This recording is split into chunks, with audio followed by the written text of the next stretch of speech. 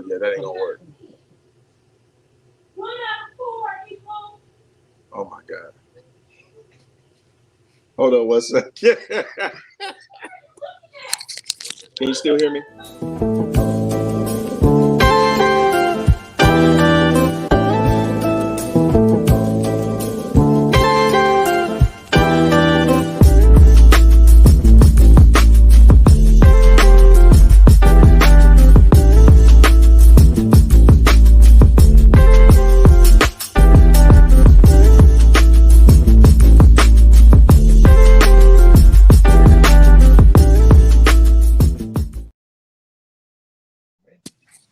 Hey, what's going on, everybody? Of course, y'all know what's going on. Welcome to Unfiltered, season 3, episode 5. So I'm used to episode 5 being like 2 months down the line or something like that. But we are here. Man, we got a lot to talk about tonight. I'm gonna let my guys. Of course, I got my guest on here, John. I'm gonna allow John to introduce himself first, man. We appreciate you being on this bad boy. I don't know if you want to tell the folks a little bit about yourself, but like I said, again, I appreciate you being on this bad boy tonight, man. For sure. Can you hear me? Yeah, we hear you, man. You good? You coming in like a bell. Yeah, my name's John.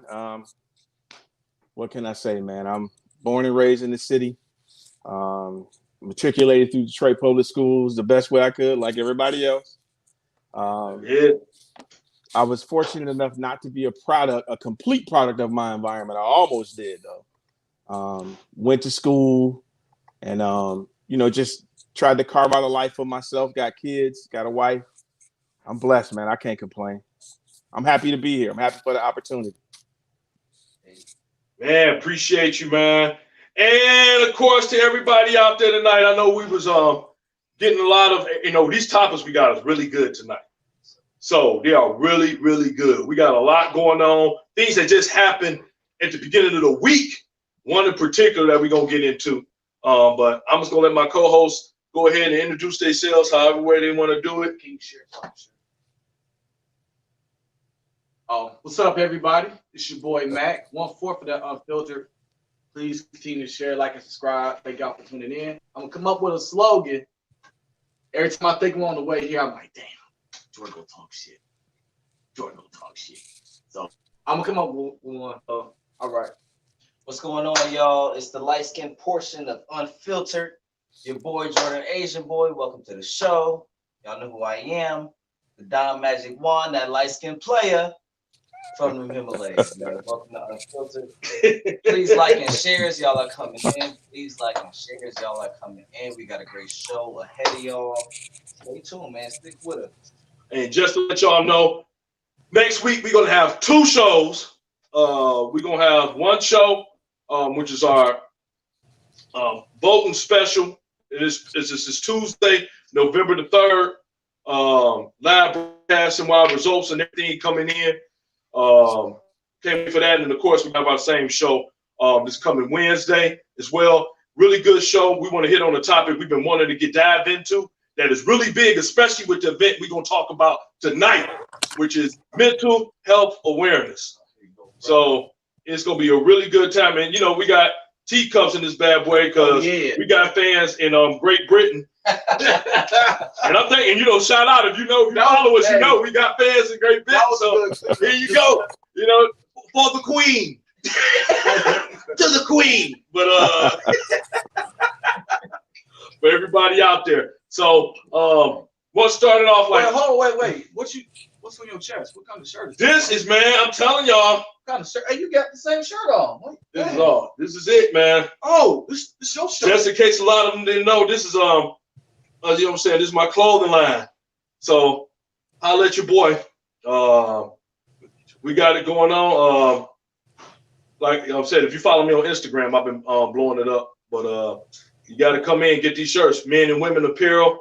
And man, it's already good. So just get ready to join on that bad boy. Appreciate y'all. Again, support, subscribe, follow, Facebook, YouTube, We got you, John. I got you one. But everybody, Word come up. out, man. Get, like I said, come on, get involved, man. We like I said, I'm a firm believer in you know, if I gotta wear it, I'm gonna wear my own brand. So you probably ain't gonna see me nothing but my own brand. But we got some like I said, we got a good show tonight. A lot of these topics we just came up with in like the last really 24, 48 hours. I want to talk about this one because this got me rocking really, man. I'm gonna start it off on the real bright note. John, you too, you probably hear it. But is in regards to my man T.I. versus Jeezy, the versus battle. This is one of the versus battles that I'm like, this is a versus battle. You get what I'm saying? Okay. The last one we had was actually a versus battle was probably Erykah Badu with Jill Scott. Yeah, that was a great. They always. Yeah, for the most part, because even Rick Ross and 2 Chainz was good, and I kind of thought 2 Chainz maybe I don't know. It was pretty good though. I expected more from Jada and Fab, but just reminiscing with these Jada songs, I'm like, man, like Jada had some hits. I knew Jada could spit always, but I never heard none of that. I'm too young for that. I was like, man, I wasn't. I heard it was like just all them classics, bro. Like you can't go wrong with classics, man. But this one, Jeezy versus T.I. Woo! I can't wait, man. I cannot wait. Seriously. How y'all calling it? Jeezy. The Snowman. Is it clear or is it kind of like clear cut? Are we going off of like, overall sales, global hits? No, like because street music? that's T.I. T.I. is more marketable. He likes it. But no, that's just the truth. It's just the truth. Yeah. But Jeezy, the straight music that the streets was like old school Chevys. Come on, man. So I was prepared to come here and debate George since he brought up the topic. I'm like, I'm gonna go with Jeezy. Jeezy is in my top 5, maybe 6. So I'm like, all right, I'm gonna go try to think of team up with T.I. But average here, it's Jeezy gonna get this clear. Yeah. I think T.I. may get a couple songs, and it's probably gonna be from Urban Legend. But outside of that, man, Jeezy got it clear for me. John, what about you, man? I don't know, man. I think I like T.I. I like Jeezy. The only two albums from T.I. that I like was his very first one, and then the King album when he sampled Tribe Called Quest. Hey, why you want to go and do that? Now that song was hot, but and then he had another album, Us or Else, that Conscious album. That was pretty dope. But to be honest with you, it's probably gonna be Jeezy because the people connect better. People connect better with Jeezy for some reason. Because that music. I think T.I. was barking up the wrong tree though, because he been asking for versus battles from everybody. Like, let me get a verse battle. Hey, let me get a verse battle. I wasn't popular. When he said Jay-Z, I said, like, hold on now. You see my eyes. I said, hold on now, Phil. In some guys, you just don't want to.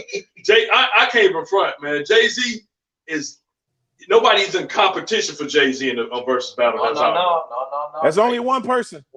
Nah. I'm surprised. No. Y'all gotta understand. There's one. Y'all know I'm a diehard. Yeah, that's all surprised. Yeah. But Drake has a lot of hits, y'all. They could go. Drake versus Jay-Z?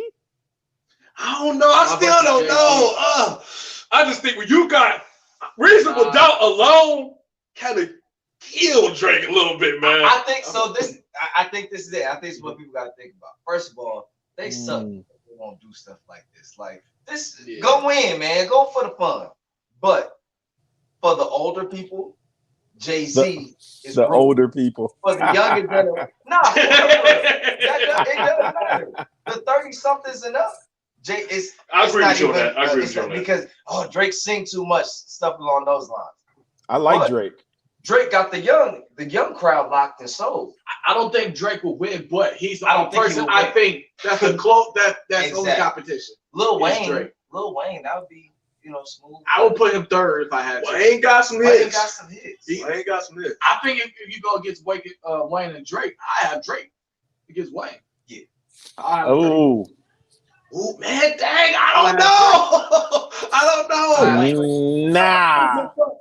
Hey, John, I hear you too, because I like Drake. I do too. It'll be tough. It's just because when you hear Man, because my favorite Jay-Z song, and I play it all the time, is Imaginary Player. Oh Every man. time that mother hit, I'm just like, woo! This a nice mother. Come on, man. Woo! It's too smooth, man. Like, man, the whole first verse of this Imaginary Player, man, it shut down so many other people rap, man. I mean, just period. I'm like, man, damn, man. Damn, Playboy. It's the humble.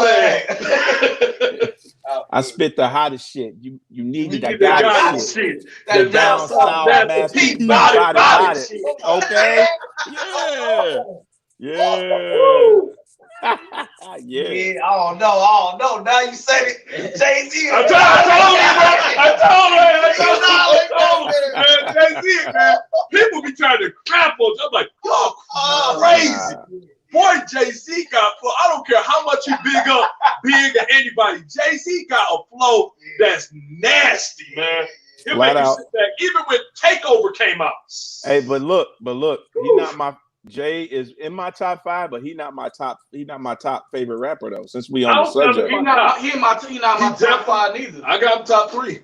But listen, I didn't even like Jay because I was a Nas fan. I'm somebody like that. Like that's my favorite rapper. Nas is my favorite rapper. Nas is my favorite rapper. I was a fan of Nas. I wasn't a fan of Jay. But then I just heard so I was like, damn, like this man is fire. Like that's not just being a fan, bro. Probably about 2 years ago. What's wrong with y'all? What? Again, God MC. I ain't got. Not. I always got Nas. When you can make songs that I could bump to, but also you give me a little message with it. Nas is straight message. Yeah, but in like his beats are garbage. Trash. Beats are horrible. Yeah. He rapped like I think for our era, he rapped good, and then going back and forth with Jay-Z with the Ether and the Jay got bodied on Ether. As far as his marketing and just everything, I think Nas is horrible with that. Like he can't market himself or can make himself relevant. Yeah. He's always gonna be a legend. You offended Jada too. Jada's like, bitch. What? Jay-Z talking about for the older people. Older people like this son, and I'm like, I'm saying, y'all need to realize y'all age, man. Wow. Hey, but Drake ain't Drake like 30 something now? Drake, yeah. Drake. I'm gonna tell you what I like about Drake. People don't even realize it. All Drake doing is what Aaliyah was doing. And Aaliyah, I was like, man, I'll tell you, I love it. That go fast, though. You do, man. That's deep. Hey, but if you ever peep it out, bro, he doing exactly what Aaliyah was doing. He just man. In what sense? What you I'm talking about like how he's singing. He bringing like 2 genres to one.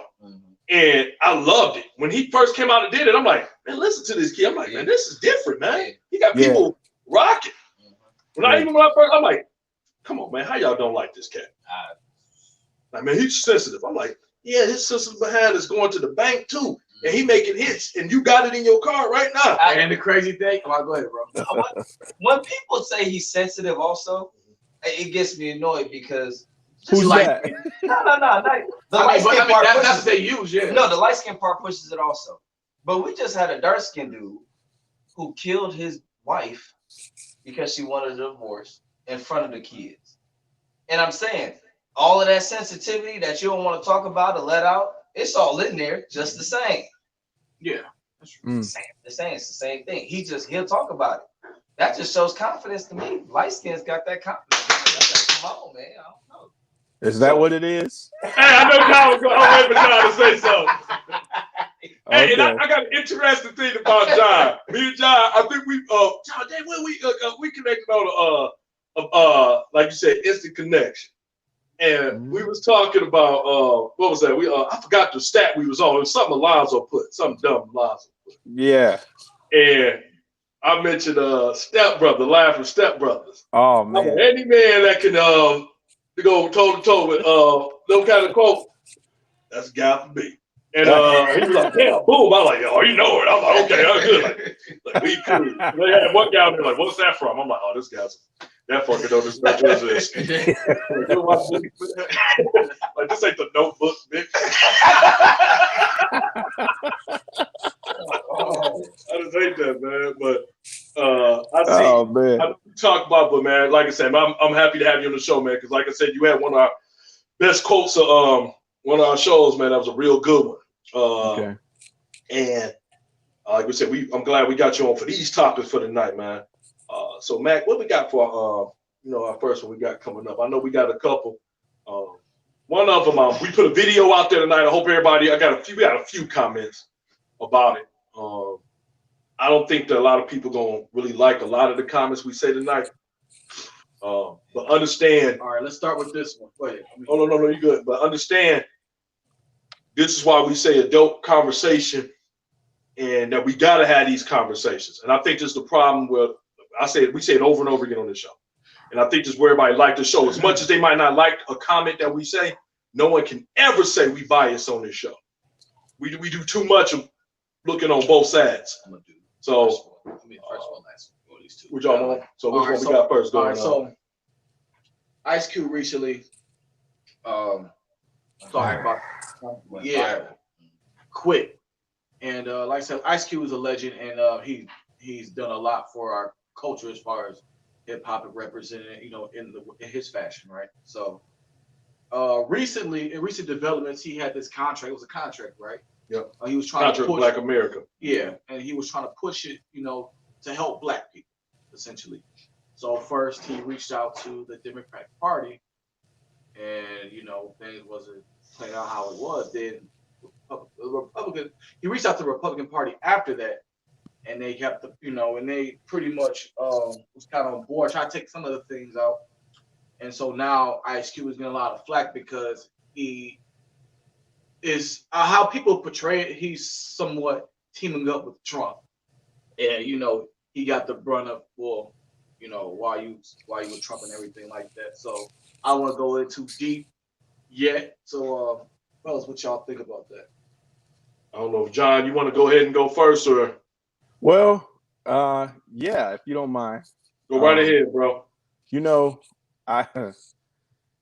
When I initially first heard about what Ice Cube had, offered or whatever, I immediately started thinking about how back in, when I was young, and like Jordan said, us old guys, you know what I'm saying?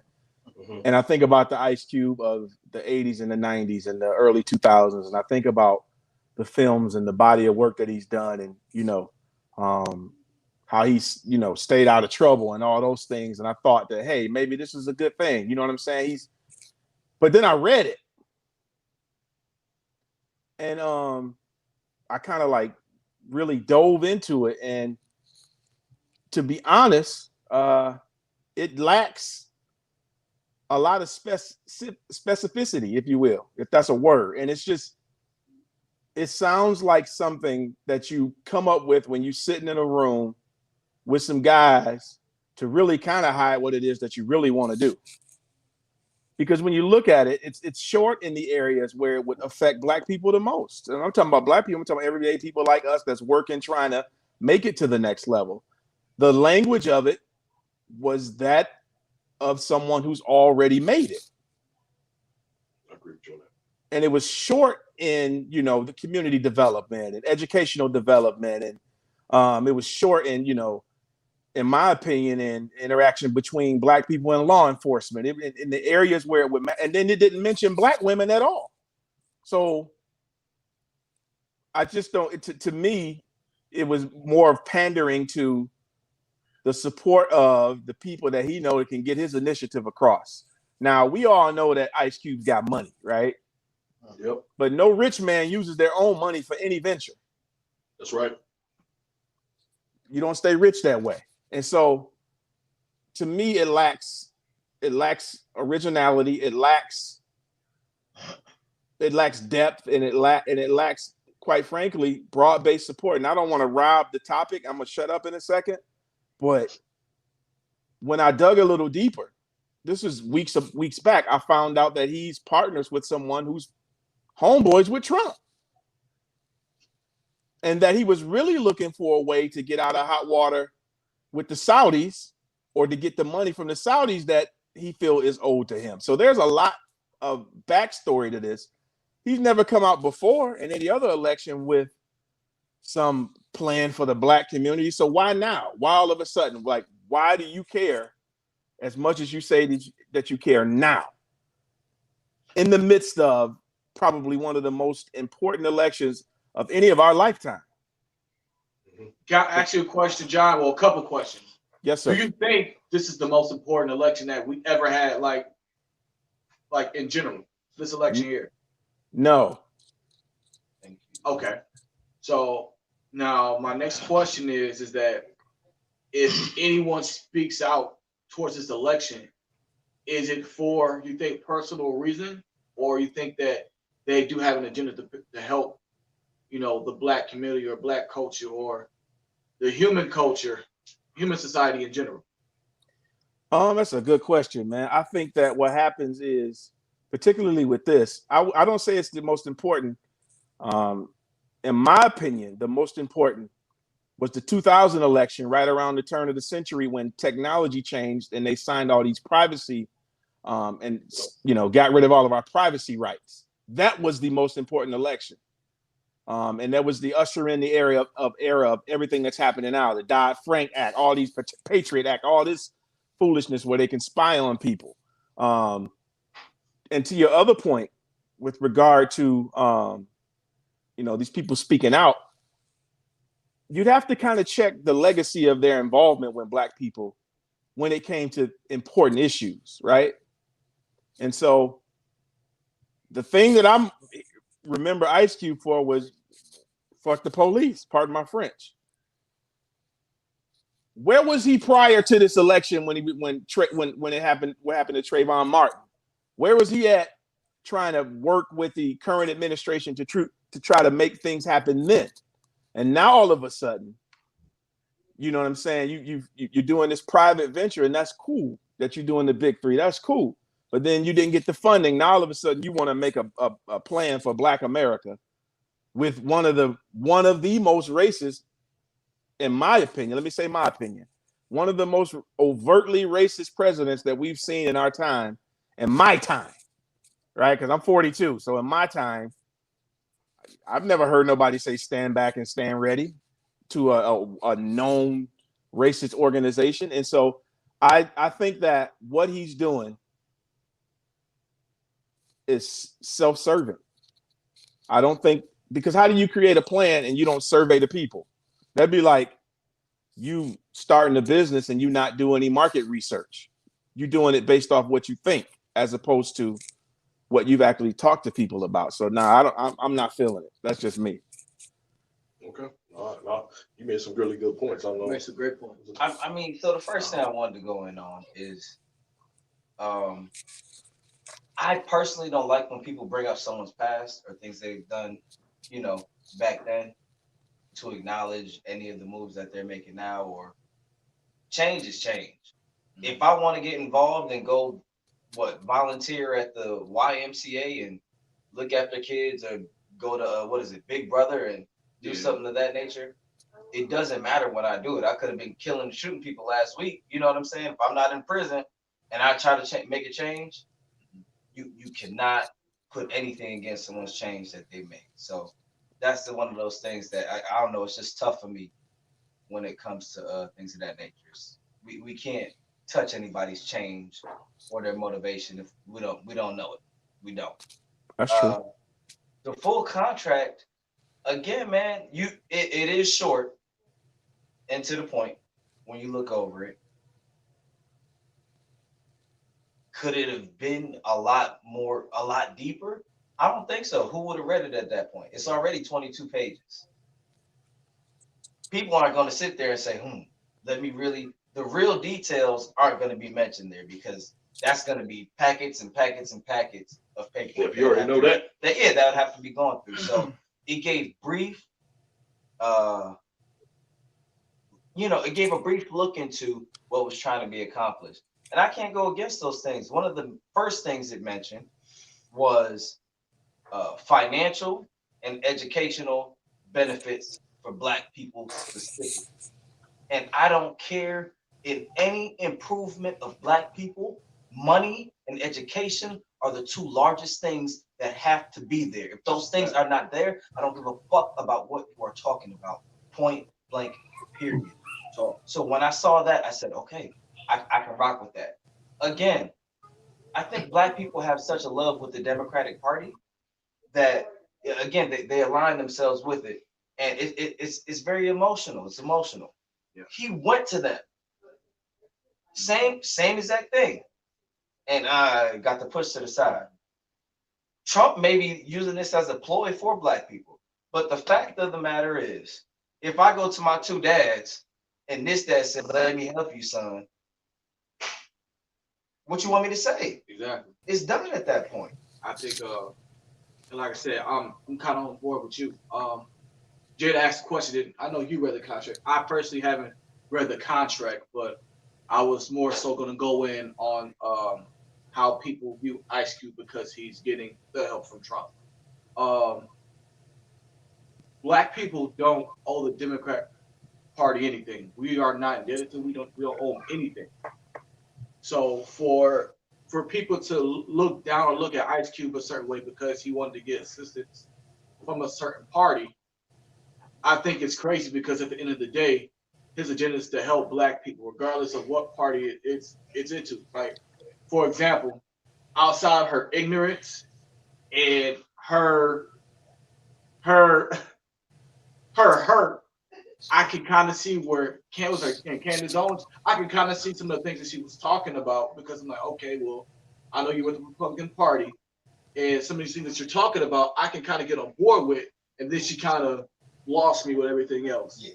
So I think at the end of the day, if your priority is to, hey, this contract is to help black people, regardless of getting help from Trump or help from Biden, it is what it is. And then like he said out his own mouth on an interview with Ebro and them, he was saying that I think both parties are bad.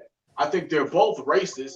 Yeah, Trump may be more open with it, but that doesn't mean that Biden is going to go ahead and jump on the bandwagon to help black people after he gets elected. So it's like hey, if Trump he can win just as well as Biden can win. So if Trump wins, okay, hey, look, I got you on a hook with this agenda right here. What we're gonna do about it? I can hold you accountable because we talked about this. You know what I'm saying? And then with Biden and the Democratic Party, hey, what are we gonna do with this? You know what I mean? So at the end of the day, his agenda is to help black people. Now, regardless of how it gets done, people don't like it, especially when Trump is involved. It's that, oh no, you were Trump. We lift up our hands with it. We think emotionally with those kind of things. So that's I don't want to defend him in that regard because, like I said, I haven't read the contract, so I don't know what his agenda is to push. But if it's to help black people, don't matter, especially like I said, financially and educational wise. I don't see an issue. I think we're because I agree with it. I heard from every single one of y'all points sounded real. I picked from it. I think where I come from, where it come to Ice Cube, he made one statement that was very true. And after reading, when I first read it, I was like, I see what you're saying. It was like the Cliff Notes version. That's kind of what it was. It was the Cliff Notes version of what should have been on a grand scale and more detail. But like I said, and John, like you said in the beginning, 2000, first of all, and that's a whole different other show, regardless. Man, people are stupid. People are more stupid now than they've ever been in any point in history. You got a lot of quote unquote book smart, but the attention spans are totally gone. It's done. You might as well be talking to dummies in at Macy's or something. But I mean, and I'm just being honest because people attention spans they're not long enough sometimes to read the details, just like what you were going into. If I'm a detail person, so if it's a long contract, yeah, you're gonna wait until I get done reading this contract. That's right. But one thing that he said is that people telling me to stay in my place the same way they told LeBron to just play basketball, the same way they told everybody, any black person that with anything to say, do something different, stay in your place. He said, while y'all telling me to stay in my place, he brought up an interesting fact that I fact checked. And he, since the 60s, it's been over. He said in the neighborhood about 7,000 African Americans that have held positions in government, from Congress judicial. Hell, we have Clarence Thomas, who to me is mentally ill, and he's a hurt individual. But and if you ever want to have a reading of a book to see somebody who hates his own race a lot because he was hurt, it was basically started from childhood with Clarence Thomas. Read his autobiography. This man was hurt, and this all in his autobiography by his own people. And this do happen in the black community. People get hurt and get turned down or whatever it is, and they just get done. So they go where they find love. But what he said is that, man, you asking me where I've been, but where the hell y'all been this whole time when we've been trying to get this together? And I agree with him on that point.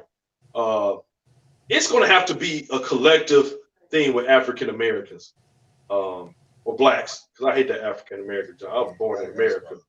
Yeah, it have to be different with blacks. We have to come to the table together. That's the hardest point. That's why I tell people to stop. Look, let's focus on in-house. I'm a firm believer. I'm not gonna tell another man what to do in his house and my shit falling apart. I just can't do it. I don't find it no way how I could do that. When I'm like, man, don't, like we said last one, I said, man, don't beat your wife. But I'm beating the shit out of my wife every day, every second, every minute. I look like a hypocrite.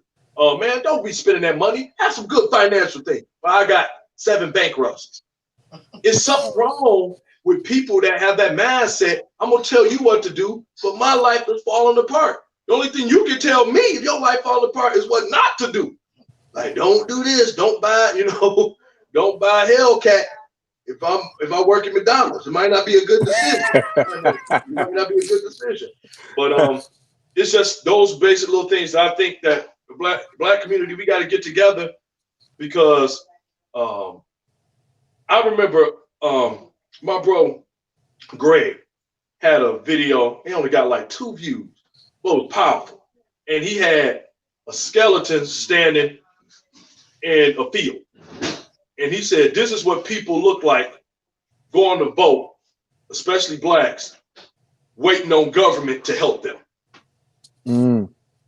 And I was like, that's some deep. I'm like, that's deep, because I ain't waiting no government to help me. They not going to help me. They ain't done it in 38 years of my life, not in 42 years of yours, not in any, they haven't done it. Everything, we've said this before, people think we cruel for saying it on this show. I say, man, you better get your money. Because if you ain't coming with no money to the table, you either, look, it's only 2 places in the room. You either at the table or you're on the menu.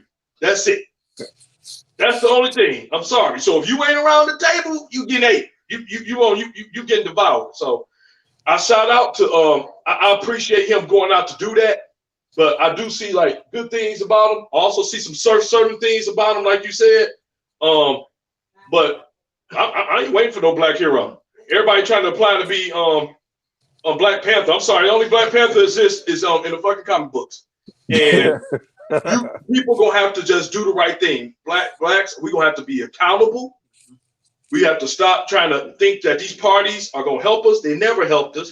Democrats take us for granted all the time. Republicans use us when needed. And other than that, ain't no party. Now, what I would say, if blacks want to come up with their own political party, but the problem with that is when you got parties, you got agendas. And that's why it's funny you should say that, because I don't mean to cut you. I'm sorry, Mac. No, go ahead. Go ahead. It's funny you should say that. We used to have a party. We had parties throughout history, but the most recent one was way before any of our time. And then it got convoluted, was the Black Panther Party for Self-Defense.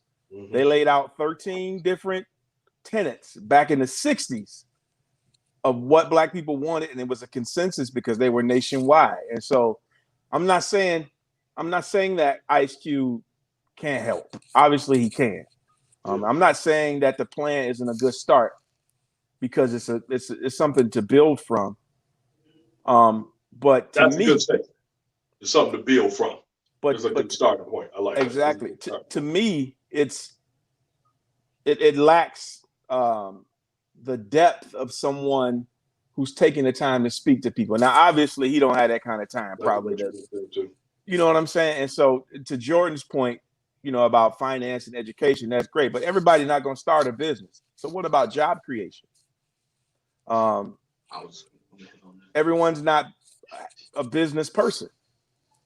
How do they get paid? And to Randy's point, right? So I can speak on me. For the last 2 years, 3 years, I've been trying to buy black. And when I mean by buy black, clothes if I can. I can't hold this in. Food, get it out, bro. Go ahead. So look, the thing I love about being on the show, especially with these two guys, Jordan is the expert on financial things and economics. Randy is very deep with community and politics. I'm just the guy that asks the questions, sometimes put them together. Right? I like it. So when I think Randy had said something a while ago, which I didn't agree with, but I like to listen before I actually go ahead and say something about it. So with black people, we like you just said, we talk about what everybody else is doing to us.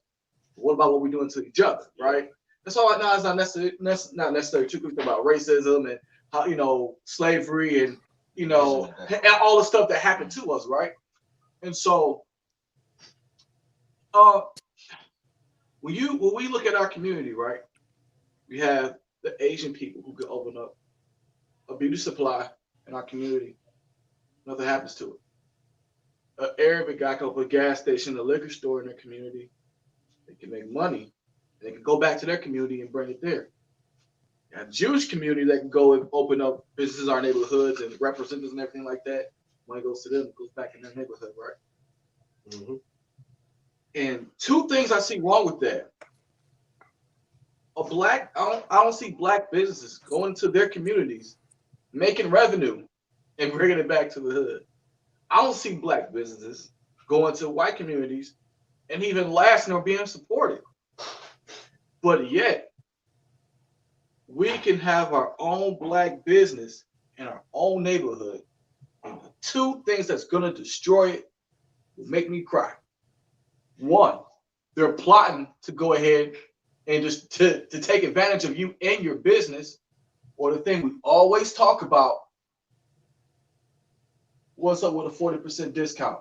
Discount. Hey, let me get a deal. Mm-hmm. Those are the two things I feel like kills group economics when it comes down to African Americans. So like you said, I say African Americans, I like Trump. But like you just said earlier, like, yeah, it's we're the number one consumers in the world. Yeah, if we keep that way in our neighborhood, yeah, it may not change as fast as we need to, but just having that progression there is gonna help.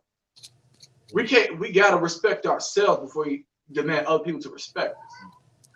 Yeah, they respect our dollar, but they don't respect us. And soon they're not gonna respect our money. Because as long as they have a market or they have it don't even matter because we're gonna buy it. I swear, if Jordan was white, like I'd be tripped out. Because like, all right, no matter if let's say Jordan was Trump, right? Let's just switch it both. No matter how much racist stuff he say, his Jordans will still sell, and that's the point of where we're at. We're still supporting. They don't care about us, but they care about our money. And like I said, soon enough, they're not going to care about our money. So that, and like I said, just take it from what Jordan said about economics and financial accountability.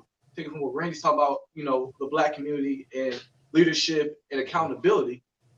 We got to go ahead and together and progress group economics, because that's the only way we're going to be able to have a solid seat at the table to go ahead and make these changes. Because money, like as important as voting is, and as important as protesting, may be, it's about the money. Oh yeah, it's about the money. It's you got to speak about it, because that's what this country. These last couple of weeks, even when my father came on the show, we were saying the same thing, and we asked a clear-cut question. And I remember you asked him the clear-cut question, what's more important? It was voting, don't really solve. He said no. It's money. It's all it is. It's self-serving and it's money. And like you said, with these economics, we won't like. I agree. You already know I agree with you. 200% when it comes to economics and education. Oh yeah. One thing I wish he had got detailed with, and we'll be done with this, is technology, technical education, science in urban areas. It's the jobs of the future. It's no other way to say that. Being with technical, like, and just to go to answer your question, John, talk about everybody ain't gonna be bosses, and that's true. It can't be. It won't be. Then the economy really be set off because everybody, you got to make money. You got to have people to help build your dream. It just is what it is, and everybody don't want that responsibility. So, when you look at that, let's get them into that. This is where when you have people like, man, rest in peace, Nipsey Hussle, who understood, man, I got to get them to be technical to this because this is the jobs of the future: coding, networking. This is it right here.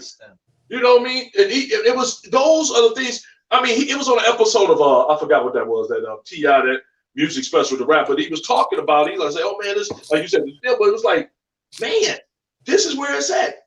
And then people like this not understanding that he got this in the hood because this man ain't stupid. He understood this is where we're gonna have to grow with.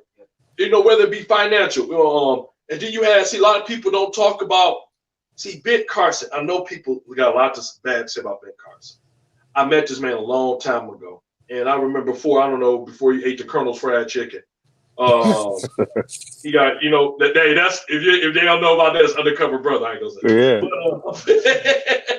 But before, this man had so many programs in urban areas. This man is, people don't realize this man is intelligent. This man is incredible. I don't care what people want to say about him. He's a part of Black history, American history, whether you want to say it or not. You can't erase that. Okay? You can't erase what this guy has done. Oh, but no. What you see is that he was pushing so many programs for mathematics because he realized these are jobs of the future. This is where it's at now. Whether you like it or not, this is where it is. Where is it? Accounting.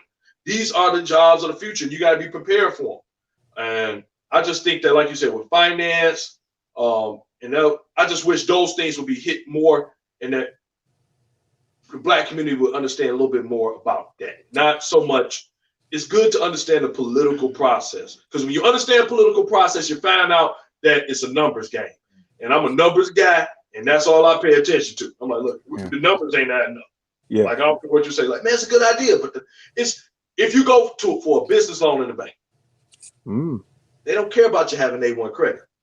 They want to know, and I'm going to get a return on this money that I'm lending you. Is you making money on this? Period. That's all I want to know. Cash flow, baby. Cash flow. What I'm saying? People don't want to hear that part. That's when people say, oh, Trump failed and failed. Yeah, every big business have forms of bankruptcy that they pulled out there. It's to get rid of dead money that they want off the books. And see, a lot of Latino, a lot of people wouldn't know that because they don't have that financial education, like in the Jewish community, where they pushing that. Look, you got to know business. I would, like you said, the ideal place would be Jordan got a daughter. You got 2 daughters. I got a daughter. We all business owners, no matter what it is. Let's say I have cement. I own a cement company, right? He owned building. You know what I'm saying? And everything else of that nature. And Jordan, let's say banking. What happens is that when you got that kind of money flowing in, no matter how much we helping each other, it's like a rotate. It's like the nuclear effect. That's why nuclear power is incredible, because it's always revolving. It's reusable and it's going.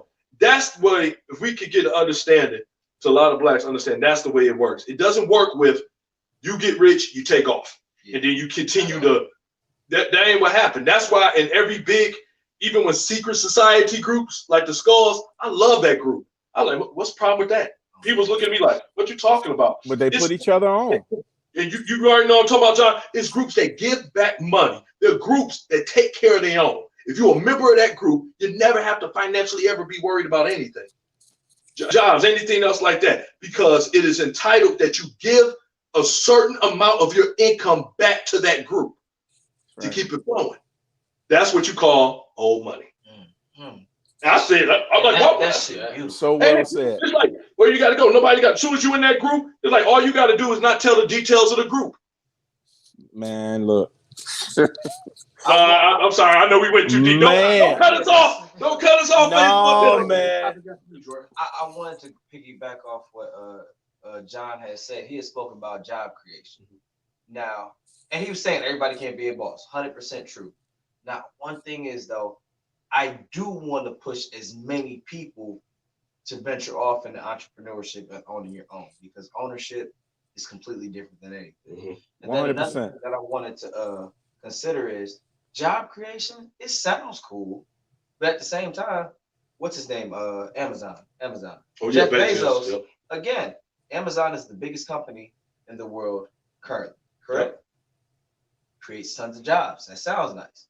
But if they're making $34,000 a year, what the hell does that help? Oh, but it's so many people. Yeah, it's cool, but $40,000 good on the books. On the books, that doesn't do anything for individual people. Job creation, I don't care about that. People have to get specific. They got to aim and shoot at targets now when it comes to jobs, because those jobs that anybody can do, they're not going to pay you much. It doesn't matter. You have to develop skills that can pay them damn bills. Okay. Everybody, and you know what? It's funny. I hate it's funny, but you know what's funny? It's because again, you just witnessed people a conversation that each one of us, John, you included, everybody's saying the same thing, but you see how often it went around, and now it's like, oh, everybody like, oh, that's making sense. And that what was missing. That's what was missing when Ice Cube created that plan. There you go. Flat out. That's gonna be my point. That's gonna be my point, bro. That everybody, you gotta have people. I know he has some smart people at the table, but it was also people with agendas. I don't like people with agendas. I like when, like you just said right there, like John, like I want job creation. Jordan, like, yeah, I want job creation, but I want the right job creation. I just don't want everything else. I don't want more laborers. We can understand that. But if they're going to be laborers, let's teach them more to their craft so they can demand more money, and those companies got to pay for them. Because a company like Amazon, Walmart, that have all these people in here, they only rich. Oh, and let me add, Disney, that are all these employees are only rich because they pay their employees the very bare minimum. It's just real talk. It's Microsoft. It's a big company, but it's not huge. People there make a little bit more money than most people, and that's where it is. So I mean, that's a good conversation, y'all. That was a great topic. Woo. Awesome topic. I just want one more thing. Go ahead, man. I know that. I just want I want to hit Jada's comment. She said she was agreeing with Randy. She said, Randy, I feel you said I have a big problem with black rich people who complain on why they don't send their black kids to public school, and yet none of them fund private schools. They fund white private schools. Again, I think the black aristocrats is what something I heard. We talked about that last week after the show. Can you go, what is a black aristocrat? What is again, the black rich, the people who have made. You know what I'm saying? The biggest thing that they do is they separate themselves and they look down on everyone who's not at their level. Oh boy, I want to go into the topic. Gonna go a little longer. No, sorry. When you do that, I mean, it's easy to say. We know what happened. If you leave them behind, they left behind. Now they gotta try to climb out the mud. You can't make everybody climb out the mud. Somebody need to throw a rope and pull. So if that's the case, and you're right, nobody should have an issue with what Ice Cube is doing in general. I look at this. Ice Cube, how can I say? I would say one of the more richer. As far as capital, he's one of the more richer entertainers, right? And if he has a plan or an agenda that he wants to go ahead and push, why don't I go ahead and share with 5 or 6 poor people that's going to go ahead and change what I want to do? I got the money. That's what I want to do. And that's what I'm going to go ahead and push. So, like how we all were just discussing earlier, hey, you should have this in your contract. You should have this in your contract. or you didn't talk about this. You didn't go in detail with this or that. Which is right if we're gonna talk about what's gonna help black people, because Ice Cube, he's rich. I'm not saying he's not gonna go through the problems that we're going through, but he's not gonna deal with the things that we're dealing with right now. I don't think that's true. But if having money, somebody having money and not having money, it's a big difference on how you treat it in the society. So with that being said, if I have the money, and let's just say Randy may have a better idea than me, but if he's bringing 2% to the table and you bringing 5%, I'll bring the other 93, then y'all opinions are almost damn near irrelevant if this is the issue I want to push because I have the money. I feel what you're saying. So if I could, I know y'all trying to get to the next topic, but I didn't really do a good job with saying what my background was. I've been in finance for 17 years. I worked in banks. I work for the largest lender in the country right now. The largest lender in the country. And I've seen it from every different angle. And so when I want to go back to job creation, right? So, and we can just get into some basic economics, and then I guess, we can get off the topic, but there are going to be tiers in any society, right? The issue is getting people to a place where they can live well.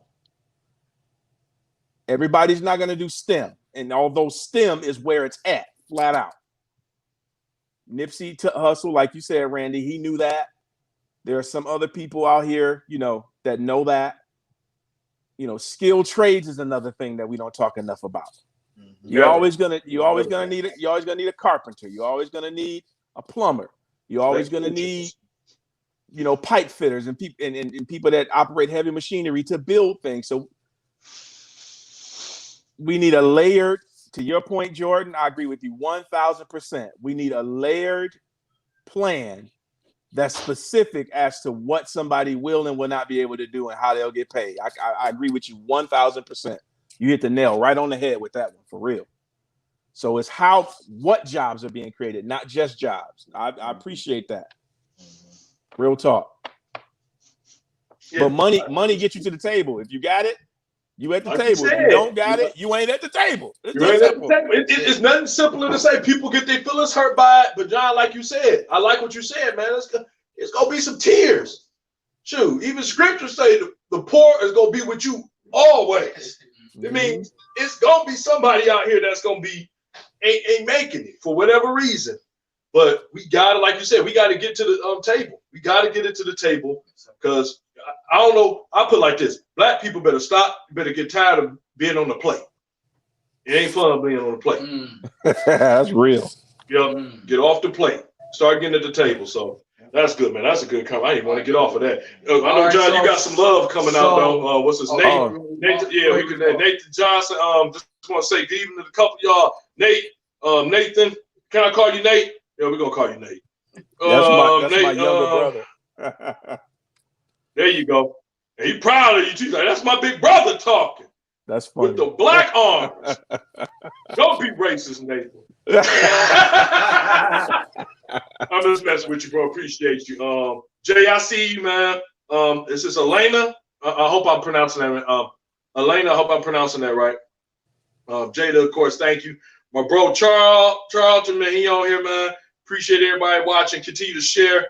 And man, y'all missing. If you just coming in, man, you missing a great conversation. This seems like some of the best conversations people miss out on. It's like just because they're like, good. All right. So this topic is kind of related to what we were talking about before, right? Mm-hmm. Are the two-party system crumbling before our eyes? Hell the fuck yeah. Crumbling? Crumbling before our eyes. And I don't think they're crumbling. I'm gonna let you go first, because I think Joy may have a better retort for you. Yep. So go ahead and go first. I'm telling you why you're seeing it crumble.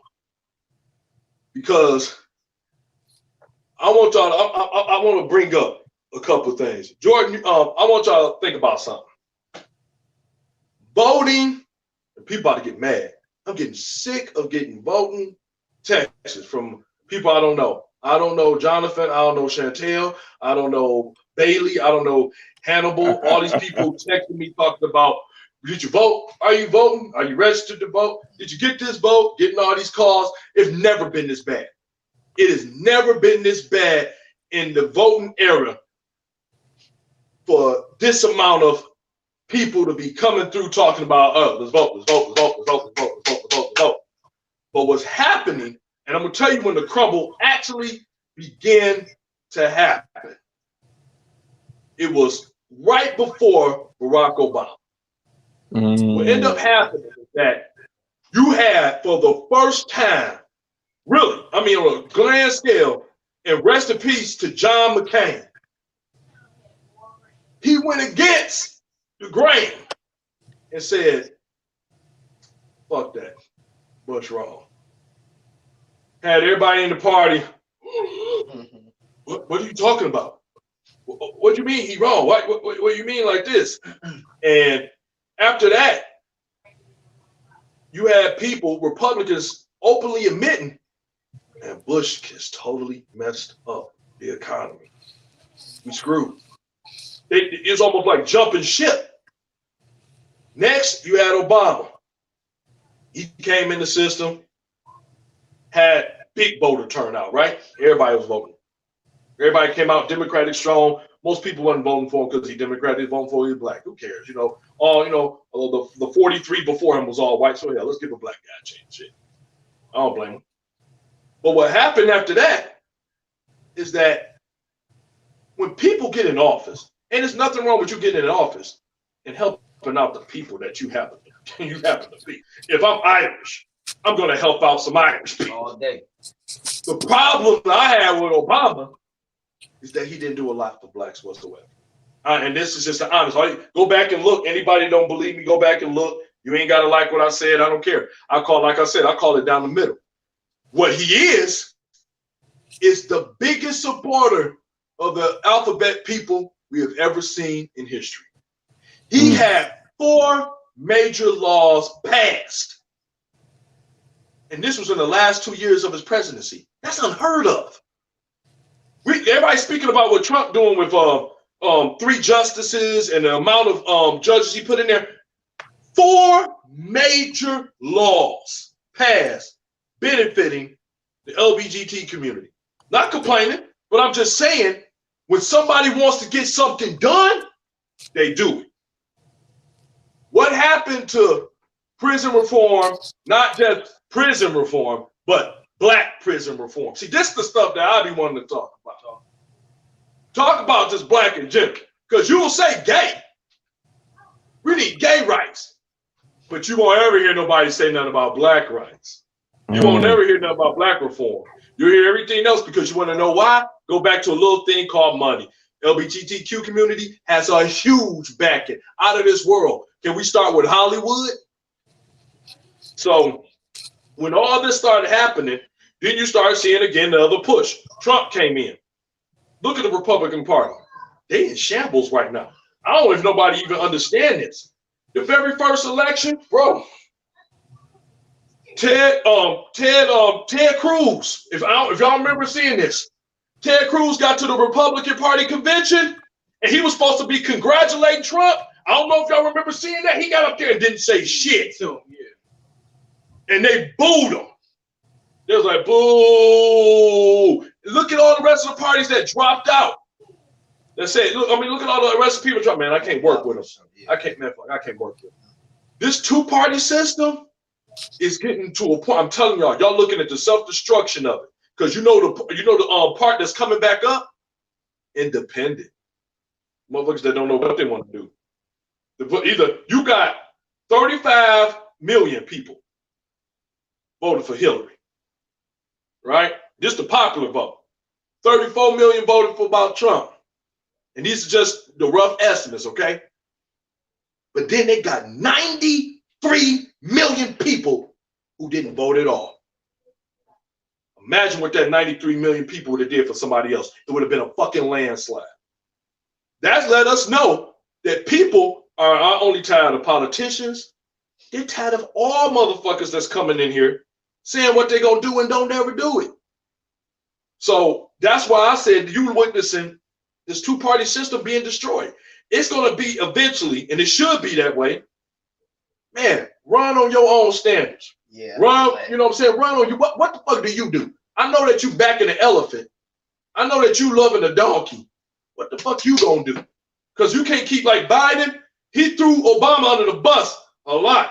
And if anybody peeped that out, he tried to separate himself from some of the things. You know, I wasn't the president. I'm like, I caught that with your old white ass. I caught that shit. I ain't had the power. I'm like, okay, you didn't have the power. All right, I see what you're doing. But at the same time, I'm looking like, there you go, John. I'm sorry, you back. Oh, you good, bro? At the same time, that's why I said, and I've been saying it, we need to destroy it. The electoral college, it needs to fucking go. Couldn't agree more. We need to go by the straight popular vote, because all you telling people, when you go by these bullshit rules, gerrymandering, which basically people, I don't want to go on to it because we got a lot and I want everybody to be able to talk. But what happened is that gerrymandering is basically, once a party has control of a territory, they can start restructuring the territory to benefit them. Yeah. So where in one area it could have been, let's say, you got one section where it could have been 4 even, where it could have been even, like even amount of Democrats and Republicans. They cut that territory in half, where it's not only 2 Republicans, and they do shit like that all the time. And as long as you got control, you can do that. And it's just like what Trump said. This is why I said, I'm gonna tell you why I love Trump. Because this motherfucker's an idiot. All he does is talk. He's so braggadocious. That's all he fucking talks about. Man, he's like, why you want to get Supreme Court justice on there? What happened last time when Obama wanted to do it? And he said the flat out truth. People didn't like it though. He's like, Democrats didn't have power. They didn't have the Senate. That's why he couldn't get it in. Mm-hmm. We got the Senate now, and I'm the Republican president. And it's been so fast. That's why if you expected. But can you say that also when people talk about Obama and he didn't do for the black community? Mm-hmm. Many of the things that would have came up would have got crushed out. It would have got crushed out. A lot of stuff would have got crushed out because that's when control. That's when I started hearing more that word about voting. You know, not just the big election, but that 2-year mark, man. Hey, we got to get in there. We got to get in there because the knowledge started being spread at that point. Because again, I was young when Obama became president. You got very You keep going. I think they can hear you though. Yeah. So you good already? All right. So you doing something? You want to come bring it out here and eat? No. I was just going. Hello. We froze.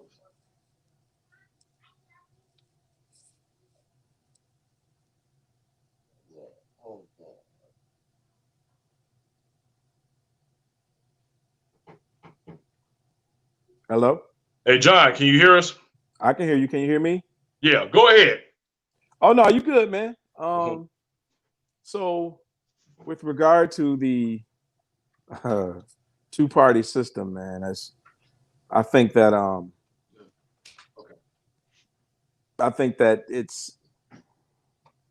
it's limiting, obviously.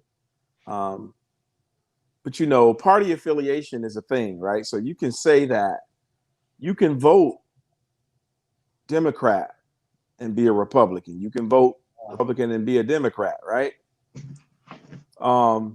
Basically what it boils down to me, and it's always been this way with me, even when I started voting, was what candidate do I believe is going to do the things that they say they're going to do? And so when I first started voting, I didn't understand the political structure and where decisions and everything get made and the political process. And I understood it from a book standpoint, but not a practical standpoint. But now that I do, I think it was, I don't know if it was Jordan or if it was Mac or if it was you, Randy, that stated those 2-year elections is where it's at. Mm-hmm. The municipal elections are where they are. We're in your city, where you can affect change. But what happens is that people are so caught up on seeing, you know, what everyone else is talking about with regard to these two candidates. They don't understand that if they never vote and get those other people out, we're always going to have an issue. And so I think we're coming into a time where people are going to begin to take matters into their own hands more. People are going to go vigilante and go rogue, because this generation, it's not like the generations before. They really aren't. They really not the type of people to acquiesce to what someone just tells them to do just because they say it should be done.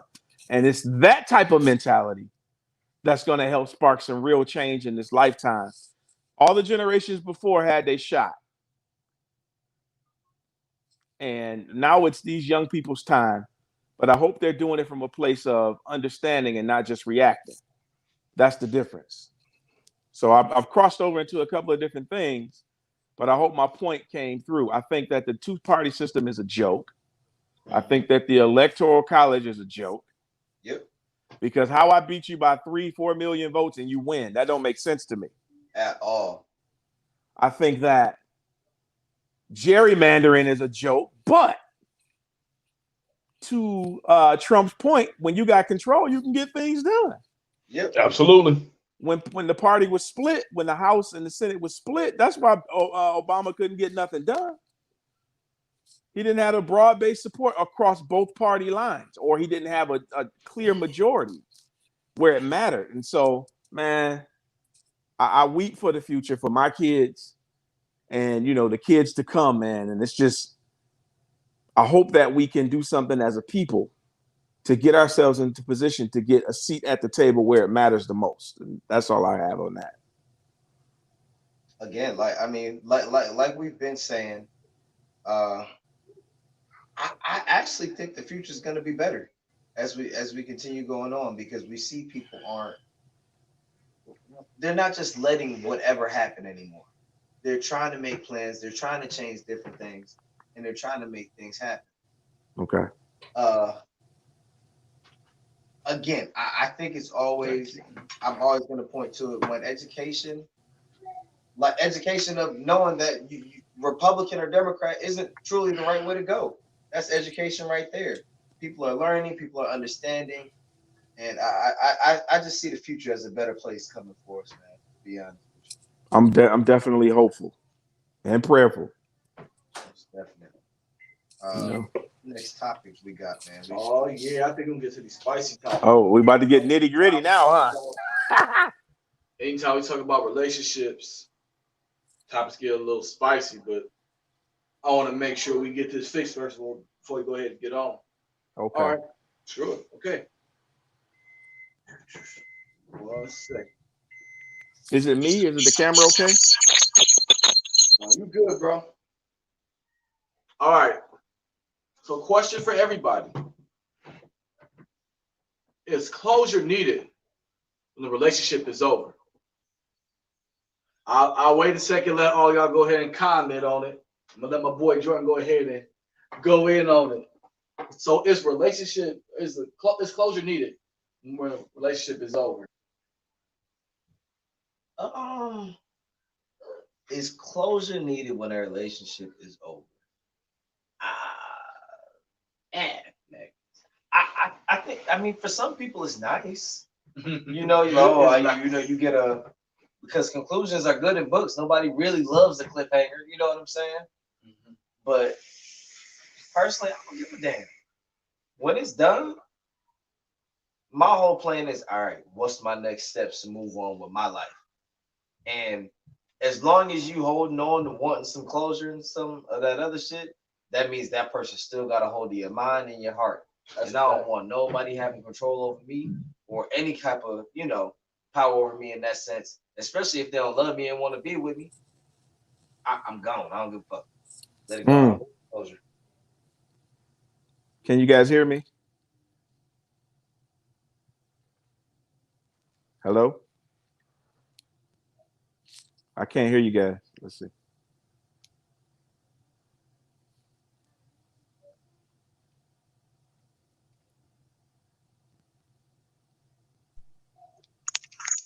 You hear us now? Yep, it's a little scratchy. Okay, can you hear me? Yeah. Okay. One of the comments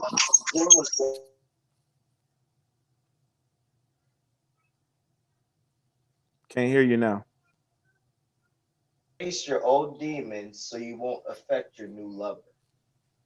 What's that? Mm, Wait a minute. Say that one more time. One more Uh, time, Jordan. Jalen in the comments, he said this. He said, closure sets boundaries after the relationship. So you can start a new one if you wanted to move on. But you have to face your old demons so you won't affect your new lover. But isn't that internal? And that's I don't I was gonna go on board to say internal because I feel like you don't know what the problem is. So let's just say, like I said, you talking to an individual and they just flank you. You know what I mean? If you've done the best that you could, what demons are you facing? You know what I'm saying? Like talk to you. Yeah. I mean that's just how I look at it. I agree. So I think as far as relationships go, I can agree with that. Say for instance, you dating somebody and you don't know the reason why it fell apart and you're not with somebody else. You understand what I'm saying? And they're not with somebody else and you just want to have a conversation. But let's just keep it 100. What happens is that sometimes people keep a light on for people. That's what I was gonna say. That's all it is, man. I feel like this. If all right, we're relationship and you leave me, right? I don't know why, whatever. And I want closure. And let's say another year later, I run into you and you say, well, hey, I left you because of A, B, C, D, which I'm like, okay, well, this is the reason you left. All right, well, hey, well, we back together. Ignoring the fact that you left without any explanation or any closure to begin with. So it's like, why do I gotta give you that same respect? And for me, anytime I've ever had a woman I dated or was talking to for a period of time come back and try to we didn't, end it right and want to. They just want more of the football. They want the magic meat. You know what I'm saying? And I'm gonna give it to you if I'm open, I'm open. And then you go about your business. I talk to myself. I don't need to talk to you to get no conclusions about nothing because you can't help me get to the next level or in my next relationship. I don't need your help. I'm good. I would agree with Jay, and I would agree with Jay if this happened in multiple relationships. If people just dip, I'm like, okay, well, hey, it's obviously something wrong with me. You know what I mean? So like that would be good in that aspect of say, hey, all right, hey, I got 5 women in the last 5 years that just left with no closure. What's the issue with me? Again, why are you asking someone else that though? That seems like you really need to do some self-reflection at that point because you're not confident enough in yourself to come up with the answer for yourself. Self-reflecting is cool, but doesn't mean that that's not a problem for other people. Go talk to a damn therapist. Why the hell you go talk to somebody that don't like you no more? But I'm saying multiple people. I'm saying multiple. You do that with every relationship, you really got an issue. Hey, why didn't we work? Fuck her. If she or just him. So depending on what y'all do. So let me kind of go back to this question. So magic meat. I'm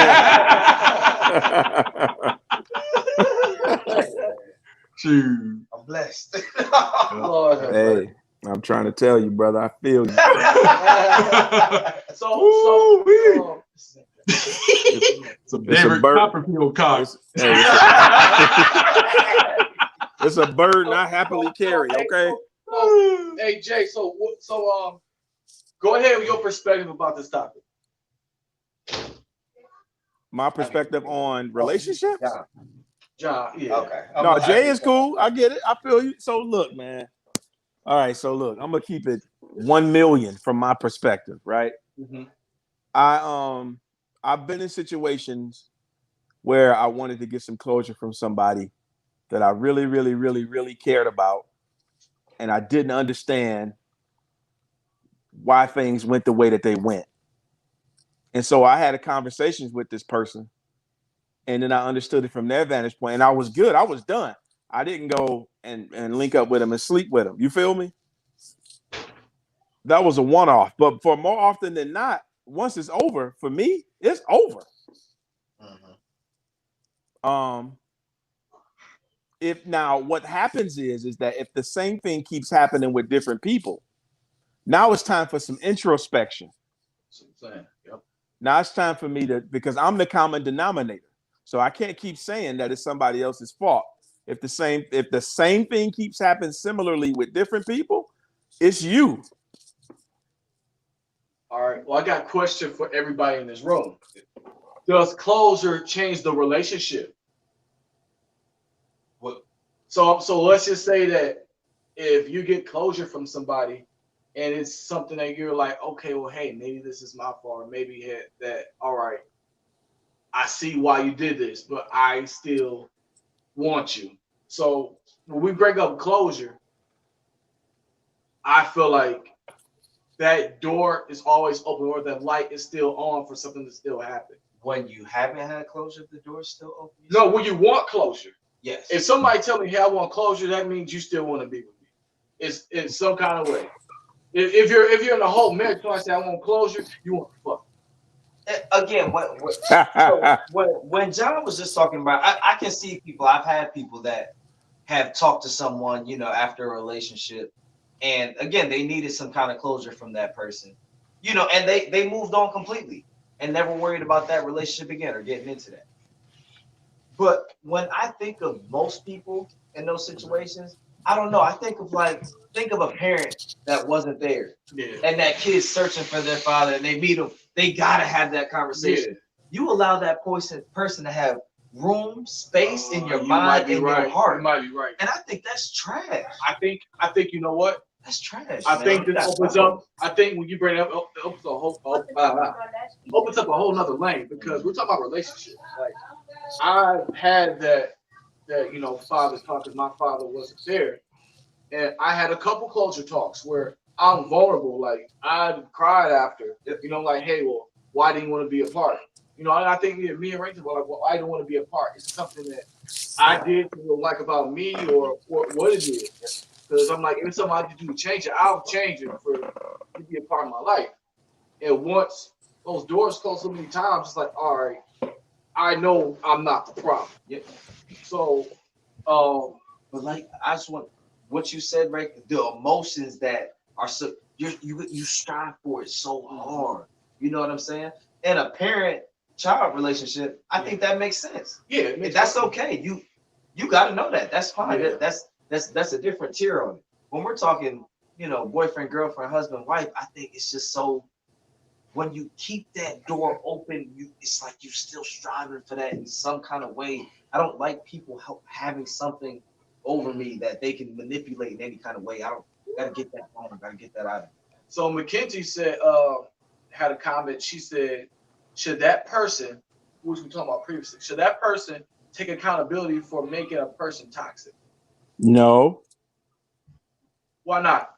Because yes, okay. So if I'm a toxic person and I've become toxic through the things that I've experienced, it's because I've let those things inside over time, right? Do you give that same person the credit for everything good in your life? Right? Right? You give somebody that much control, and I'm not saying that there aren't situations where people can have the type of mind control and emotional control or mental control, if you will, over people, and it takes them in a different direction. That's something completely different. But in my opinion, whoever you are, it's what you are on the inside. And it's eventually going to come out. Now, there may be some different stimulus to cause that to happen. Okay. But I ain't never had nobody make me toxic. Yeah, no. That's self. Again, you didn't talk to yourself, and that's why where you at. You got to talk to yourself. Or again, seeking that person, I don't think helps the situation. You got to seek people that are smarter, that people that love you, that are gonna give you great advice for you to move on and continue with your life. Yes, sir. I don't know if this is being too personal, but when me and my wife first started dating, we like kind of, all right, let's hit it off. And we kind of stopped talking like she was like, listen, I don't think I'm ready for a relationship because something hurt me in the past, and I don't want to feel like I'm gonna hurt you. Which I'm like, all right.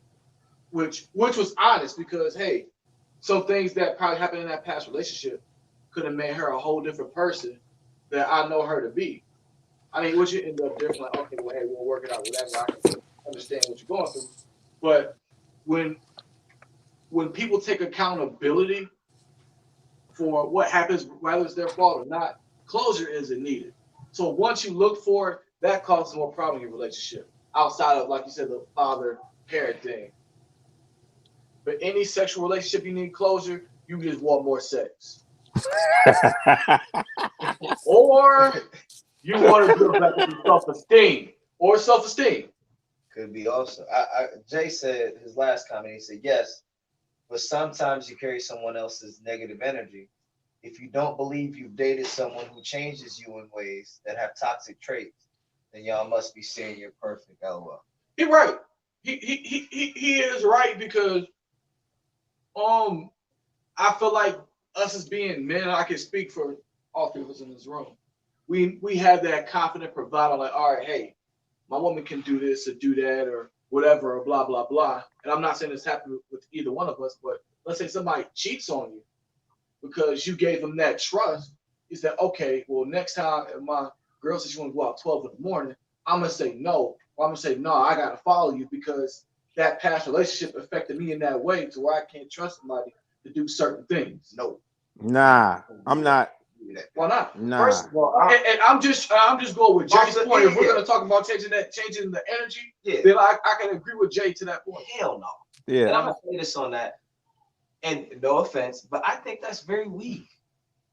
I think it's weak that someone that you know, oh, their toxic traits to take over you, and now their negative energy is on you, and you're allowing that person to change the way that you move in your next relationships. If you're not able to be in that relationship, decipher and break down the things you did wrong, they did wrong, what you want to do, continue, how you're going to better yourself and move on, then you have some things. It's not just relationships. You have some things personally, internally in you that you have to figure out. You need to stop being with people, first of all. Stop being with people. Be with yourself. And you got to figure those things out. You can't look into everyone else to find the answers for you. Ooh. Once you get to a place of it's a confidence that you have in yourself. You know what I'm saying? What do they say? At the end of the relationships, the person that was wrong usually move on quick as hell at first. Again, they looking for something in someone else, and they keep on going up the ladder. The person that really they self-reflect, they're like, let me process this. You process it. And when you get to a point where you're good, you move on. And you do what you do. I don't know. But some of the bad things may, whether if it's our fault or not, I think it helps us build in the next relationship. So like I was saying earlier, that all right, hey, I did this and this happened. So therefore, if I don't do this, I can prevent this from happening. So like I said, it's weak in a matter where you say, well, this person hurt me in this way, so I can't trust you because I want you to hurt me. But if we learned that, hey, well, let me take accountability in this part of the relationship or this part of my actions, maybe that'll go ahead and help later on. So when I think of it, I think of this, man. In 2 of the relationships that I've ever been in, I got cheated on, right? I'm not a person, I don't check phone. I'm not calling you all day, checking where you at, seeing who you with. You say you with your friends, I'm gonna, in my head, you with your damn friend. Until I get it right in my face, proof different, I don't care. Now, I've been cheated on twice. Now, shouldn't my mindset now be, it's 9 o'clock, you can't go out. No, you can't do that. No. I'm not letting nothing that happened in my life to that extent affect my whole life. It's not coming from a weak perspective, but you being cheated on 2 times, what did that teach you? Did that say, okay, well, hey, maybe these are certain signs I should look at, or maybe these are certain actions I should take for this person not to cheat on me. I gotta stop going for the thought box. Oh, that's your own fault. We ain't talking about That's that. what I'm saying. So that's something that I learned. I was like, man, them toxic relationships was real spicy, but they're not the best thing for you. Man, yeah, so what somebody else does, and this is enlightenment that I've gotten, and I'm obviously older than you two guys, and me and Randy, we peers, but what somebody else does, and Jordan, I'm so glad you think like this already. It's gonna save you a lot of issues. What somebody else does. Jordan already done. Jordan tied up already. What somebody else? hey, Jordan, clink. What somebody else? What somebody else does has very little to do with you. Whatever you do is as a result of the things you've experienced and the decisions that you make based on the information that you have at any given time. Now, there's outside stimuli, and yeah, we all been hurt. I've been hurt. I've hurt people. But if I'm a butthole, I'm a butthole because I've decided to be a butthole. I've been cheated on. I cheated. But me being a cheater, I didn't turn into a stalker. If you become a stalker, you was already a stalker. Talking about where you going. Yeah. I'm not doing none of that. I'm not checking your phone. I'm not asking you where you going. I'm not none of that. I'm not going. If you gone till 3, 4 in the morning, I ain't doing none of that. Here's the thing. No. Listen to me. Listen to me. No. You gotta listen to me. Tell me where you going. I'm gonna trust that you're gonna be there. Listen to me. You come back 3 in the You're not morning. listening. You better be. No. You're not. But you're not listening. No. But see, look, Randy is listening. Randy is with me. You gotta hear me out. Hear me out. You're not listening. You're not. You gotta hear me out. You got to hear me out. Go ahead, John. What I'm saying is this. Whatever you do, you got to be able to take it. Yep. Hey, Kathy. Hey, Miss Kathy. I miss Kathy. Wait, repeat that. You said, what do you mean? Whatever you do, whatever conduct you exhibit, you have to be willing to accept it. So if you go stay out 3 in the morning and I come and I go do it, I don't want to hear you tripping. For sure. I learned that, and you're absolutely right. And it does, and with gender roles, it don't matter neither. My uncle asked me that question. I was like, Crystal tripping because I was out 2, 3 in the morning. I'm a guy. I feel like I'm safe. He was like, if she was out 3 in the morning, would you trip? I was like, yeah. Like, well, don't you do it? And I'm like, I took it for what it's worth. So you're absolutely right. So this is interesting. Like I was behind the scenes listening. I was listening to a whole bunch of different point of views. It's a little different behind the camera, but dang, closure. I've heard this. I heard people say it. I think closure ain't for the person who got hurt. I think closure is for the person that was doing the hurt. And hear me out. This is why I said whoa, this. that's way different. Way different. Because closure means that it's some people are like, look, I'm gonna try to close the door on whatever happened to this person before. I remember when I was married, and it was a young lady that I went to school with before, and this is like during college. And I went to see her, and then she's like, "Hey, how you doing, Ray? How you doing?" And I'm like, "Oh man, I'm doing real good. You look good." She's like, "Well, you looking good." All that, common pleasantries, all that good stuff. And right when I was getting ready to leave, I told her, like, "Yeah, I'm married, been married for like 2 years. Everything going good, blah blah blah." And we about to go our separate ways, and she stopped me. She said, "Randy." And she kind of got teary, her eyes started filling up with water. She's like, "I want to let you know something." She's like, "You hurt me when we was going to school together." She's like, "You didn't know it because you didn't do it purposely. You guess you thought you were just doing what you were doing. Because I remember those days of being in college where I've always been that person that's open. I say, look, I'm dating. See, I never was with that game of telling people, hey, let me try to sneak around. I feel like there's only two people I can't lie to in life, and that's myself and God. So whatever I do, nobody can do what God can do to me. So, hey, if he know, then you can know. I'm like, look, I'm dating. I just want to let you know because, hey, I'm all in for the fair exchange. So if you find somebody that you like, date them. But I just want to let you know I'm dating too. So what ended up happening is that, and I remember going out and some people, everybody, when they say, oh, I can dig that, can't really dig that because feelings get involved. And she just went into details like, I really feel hard for you. And then all of a sudden I saw that you really started dating this one girl and our dates did not come and we didn't do anything. But she's like, I want you to know that hurt me. And that hurt me for some years. She's like, I couldn't really be with the guys. And then, when I tried to be with them, and, it was just interesting. At first I felt like, dang, am I getting ambushed in a target? But then I realized it was a sense of closure for me a little bit because after I got done talking to her, I went home like, dang, bro.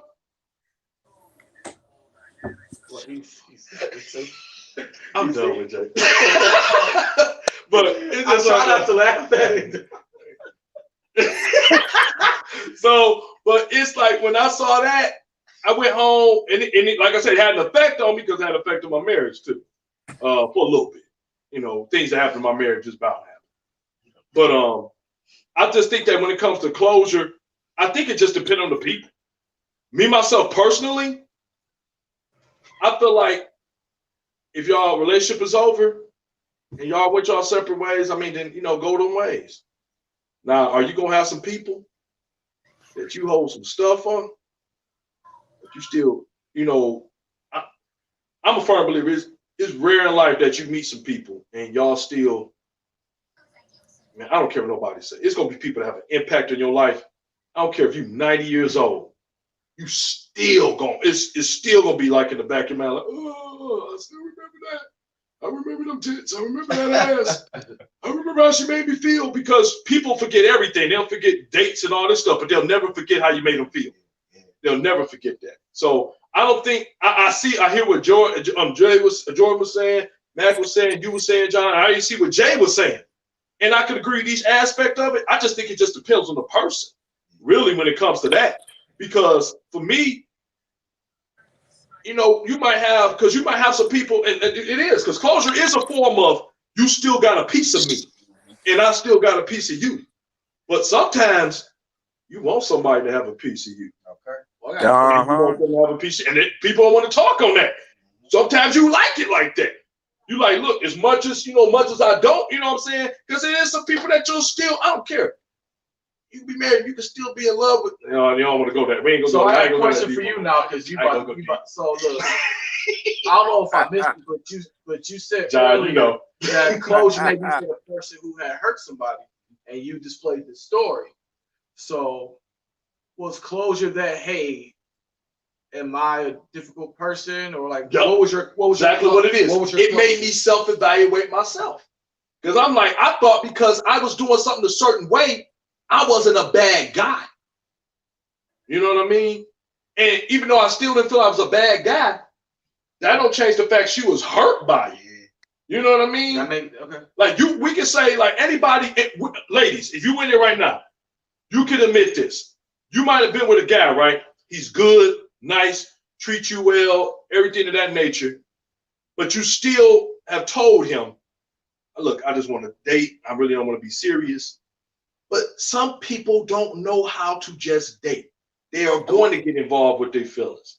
They are going to be like, I can't do halfway. It's like I heard my uncle say it one time, and it was funny that my auntie said it, and she was like, man, you can't give girls good dick. And he gonna say, I don't know how to give bad dick. I understood. It's like some people, you don't know how can you do somebody purposely wrong? You know what I'm saying? Even though we just dating, I'm still going to be someone that opens up doors, pull-out chairs that's going to pay for the day, that's going to pay for all these things. And because that's just the way I was. But you know what? That's just the way I. Go ahead. That's something that I've been accused of before. I've been accused of, yeah, but you led me on. I'm like, no. I tell women from jump, if I'm not really looking to be in a relationship, hey, I'm not looking for a relationship. We can kick it. You want to kick it? That's cool. When I tell you that, understand what that is. The fact that I pull out chairs, open car doors, pay for dinners, take you on a trip. None of that. Take you on a trip. Yeah, I'm on a trip. I ain't trying to be funny. I ain't take no fucking this is my thing, though. This is my thing. I don't believe women. You don't have to treat a woman like a dirty hoe because that's not your girl. A trip? What's wrong? I'm saying if you want to do it, it's what you want to do. A trip though, I think a trip is too intimate though. It depends. I don't know. I know how to separate personally. Yeah, but and that's on that person. And I think it's we're coming from you. So you're somebody who's very conservative when it comes down to money. Okay. And if you spend, I'm gonna assume a trip is a couple grand or whatever. No. You spend a couple grand to bring somebody on a trip. That's where you messed up. Understand? Because I care about money, I'm cheap. I will spend some money, but I'm also cheap. I'm very cheap. All my friends go, he cheap. Okay, so when we say trip, I'm thinking, all right, Cancun, Mexico, Jamaica, whatever. That don't have to be the trip. If we go to New York, we drove to New York. Okay. We saved some money. I ain't have to spend $800 on the flight. Okay. And we go stay with my family, like stuff along those lines. And even if you do spend the money, money shouldn't equate how much you feel. And I agree with that. I don't really think a trip promotes intimacy. To a point. To a point. And this is why I say why. This is why I say why. Because I've been out of town before on a date, and we go somewhere, and it's like, look, we going out of town. Man, look, man, this grown folks. All right, say that. Man, look, I've been out of town with somebody. We gonna get a room, chill, go out, eat around, fuck. That's it. The rules haven't changed. It's just in another area. Yeah, we in a whole different area. Guess what? In Detroit, I said I didn't want a relationship, and why you we having compass sex in St. Louis, it's still the same. Same thing. Face down, ass up. It's still the same thing. It feels a little better. Yeah, it feels a little better. Hey, guess what? We was cool. Little hotel room say a little bit. Look, I'm definitely on board. Hey, if we're going, to a different state, driving or whatever. But hey, Jay said I ain't taking no randoms on no damn. But still, I think that's too intimate. Like I said, just to take somebody, you guys go along. Poconos, yes. That's too intimate. Severus, yes.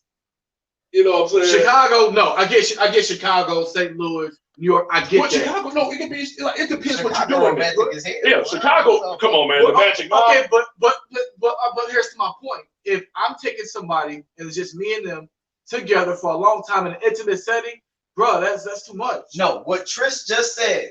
Thank you, Trish. We as women lose control of our feelings most of the time.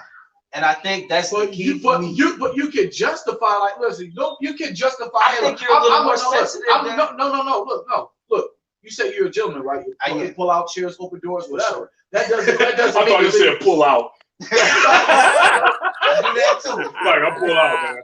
I'm a gentleman. I pull out. Hey, John, like I'm a gentleman. I pull out, man. Come on. You do all this, so it doesn't take away. I pulled out. And some people being hurt never had that treatment, so it's like, okay, well, you're leading me on. But let me finish. I love it. I love what you just said because that go right to what she's saying. But let me finish so real quick. So people never been treated like that. So like I said, I do the same thing that leads them on. Mm-hmm. But like I said, from my perspective, there's certain things that's like, okay, listen, I'm not gonna introduce you to my mom because that's when I take you serious. Mm-hmm. I'm thinking if I'm spending a couple of racks to take you to Cancun or whatever, that's intimate setting. That's leading you on. Like in my perspective, you accidentally meet my mom. All right, cool. But if I say, hey, this is my mother, this is her, this is my mother, then that's kind of leading somebody on. Can I say something? All right, go ahead. Go ahead. With what you said, hold on. Damn, I need the exact verbiage that you said. What the hell did you just say, Matt? Shit. What did you just say, Mac? What? Because I was ready to interject. Oh, Messed me up now. you were saying that. I was saying that. Just because you open doors and Again. Okay. Now Again. you said We say again. Yeah, Go thank ahead. you. Again. Go You ahead. said, yeah, what if that's not what they're used to? That's they damn fault. Why you dating men that don't do that in the first Hey, but place? look, If look, that is the right. standard for you, Right. and a man is doing that, can y'all hear me?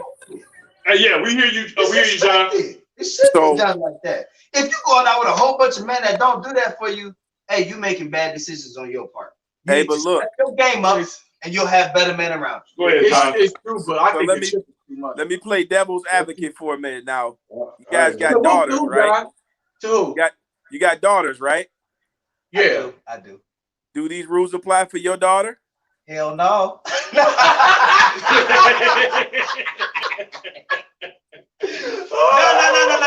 So So if look. I can be real, in all seriousness, and people gonna look at me weird for this. I'm going after you, bro. I want to raise my daughter to, if it's possible, wait for marriage to have sex. You know what I'm saying? That's what I'd like to push. At the same time, I'm very much so a realist. And like I have my little sister. My little sister's in college. I'm like, yo, I want my sister to not have sex and not do any of that stuff. But at the same time, I told her, yo, if you're gonna be having sex, I said, I want you to take control. I don't want no dude to be using you like, oh yeah, you bam, bam, bam. I will take control. If you're gonna do it, then do it and do it right. Make sure you use a protection. Don't let nobody. And you know what she did? She chose to have sex. She wants to have sex. That's something she wants to do. But she's not one of the women that are self-conscious at home now. Like, oh, does he miss me? Does he love me? Nah. She put it on somebody, and now they calling her phone. Oh my God. She runs took in the power. family, huh? Shut up. She took the power. And that's just something for me. I guess I don't want to raise or be around people that are just allowing everyone to affect their stuff. Take some power, take some control in your life, make your own decision. And to jump on your question too, like I know Randy said it all the time. I want my daughter to know what a good man looks like. So I'm gonna treat her mother that way. And if that guy can't do half of what I do, open your doors, make sure you're good, then now the guy you need to mess with. So I mean that's just the standard I have. And So- hopefully I can push on her. I got 3 sons and I have a daughter on the way. Congratulations. Congratulations. Thanks, fellas. And so, I hear about to give even more great. but I've had, man, quit playing. I already heard. But Jesus, yeah. So I say that to say this. I remember one time when I was in college, man, I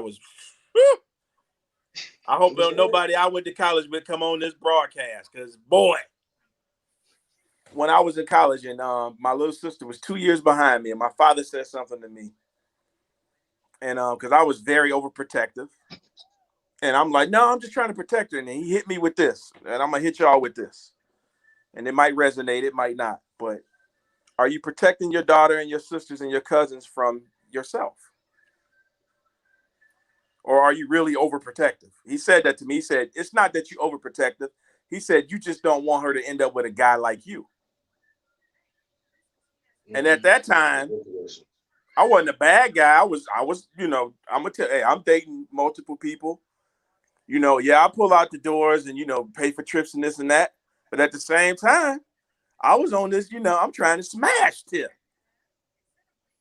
And so I didn't want my sister and I don't want my daughter to run into that version of the old me. I want the pussy. I don't think Everybody that's does fair. that though. That's like every guy I- wants to smash everything. And I don't think that's fair. Not every guy. At those young ages. Yeah, I'm like, I agree with that. No, Not every man. guy. Not every. no. Sometimes you just want to have sex. And that should No, just there's nothing wrong. There's nothing wrong with it as long as you. That's what the picture is kind of being painted as, though. I'm not John. saying that. What I'm saying is that would I want my sister or my daughter to be with a guy like I used to be? And if I can't answer that straight with a yes or no, You say used to be or that you are right now. You talking I'm about married. before. I'm 42. I'm not that guy anymore Okay. because of the experiences I've had in life and the way life has taken me. I'm not that guy anymore, and I wasn't doing anything wrong. but that's the tip I was on. Yep. And that's why I'm saying I was at when I saw the young lady at Target. That's all I was saying, to go over it again, that sometimes it depends on the people, and she needed that closure. She needed the closure. But at the same time, it made me look and reevaluate myself, because nothing's going to change a guy's mind like having a daughter. I don't care when it comes to women. It'll do something to you. Oh, you know what I'm saying? Because now you got your daughter and you making sure you're trying to figure out, like, hold on. You know, this is my baby girl. Do I want her to meet Randy in high school, in college? Like I said, I was a good guy in high school, in college, but I like to play. And what I mean by like to play is that I didn't want to be settled down. I wanted to thoroughly enjoy my 20s. I wanted to have fun. I had women that I went out with that we never had sex. We was really good friends. We it's everything. I had a friend where all we did was go to concerts because it was just cool. The vibe was always there. Like, we'll go here. Every time. It is, well, I'm, like you said, what you said is just, now, the man that I am now, would I want hell yeah. Yeah. Fucking awesome. But it takes Randy, time. It takes time. I don't think it takes time. Oh yeah, I understand that. And that's why I said we can't. That's why I don't want to ever change who I was in the past. Oh yeah. Because if I change it, I would never develop this now. Period. And some people, it's rare that from jump you just right off the bat. Me. Oh, without a doubt. Without a doubt. I agree with you 1,000%. It's crazy. I just think, because I know we went, well, no, this was a good conversation, period. But with the closure aspect of it, I really think it just depends on the person. But I don't want people to confuse closure with self-loathing. Some people just want to keep drowning on stuff. And guess what? Eventually, your ass got to learn how to swim or put on a life preserver. Shit. Why you want to keep swimming in the same damn pool all the time? Like, why you don't want to be with me? What it is about me? It's this shit. You fucking nagging. You complain all the time. Just like a guy. And I ain't just talking women. I done seen guys where I'm like, bro, let the shit go. She done. Man. She over with it. You like, man, looking on stalking the Facebook, finding her everywhere, seeing her in the public. I done seen guys like, man, dang, dog. I think she's sucking that guy dick. She probably is. Go get your dick sucked. Yes. I'm like, bro, leave it alone. It's like what you said, John. What my brother Charles just said it too. And he kind of had it really good. But see, that's not everybody. But I agree. Like, when it's over, it's over. And accept some of the things that's with it. Because you might be over with somebody, but y'all still cool. Yep. Might be over with somebody. Y'all still up. Yep. That's my favorite. Take it for what? No feelings. No feelings. They go about your business. They go boom, boom, boom. Y'all do it. Y'all get dressed like you got done with the business meeting. Yeah, I got. I'm doing this and that. Okay. Same time next week tomorrow. Okay. John, and I'm telling the truth, bro. It's just sometimes it happened like that. It's over. Like, you got some people. Where does this go? Like some people with a divorce. And they still banging. I don't know what it is because they don't want to date new people. I mean, you got to do whatever best for you. I tell people closure. If you need closure for what you call it, emotional stability. I think emotional stability, self-esteem has nothing to do with nobody else. Thank you. Self-esteem is strictly about how you feel about yourself. Period. So you can't look for it in everyone else. You gotta have it right. If you don't love yourself, nobody else gonna love you. If you can't stand the thought of being alone, nobody want to be with you, because if you're lonely, people ain't gonna want to be around the energies that surrounds you. You know what I mean? It's because you can be alone but never be lonely. Thank you. Like, well, I ain't with nobody. I'm straight. Yep.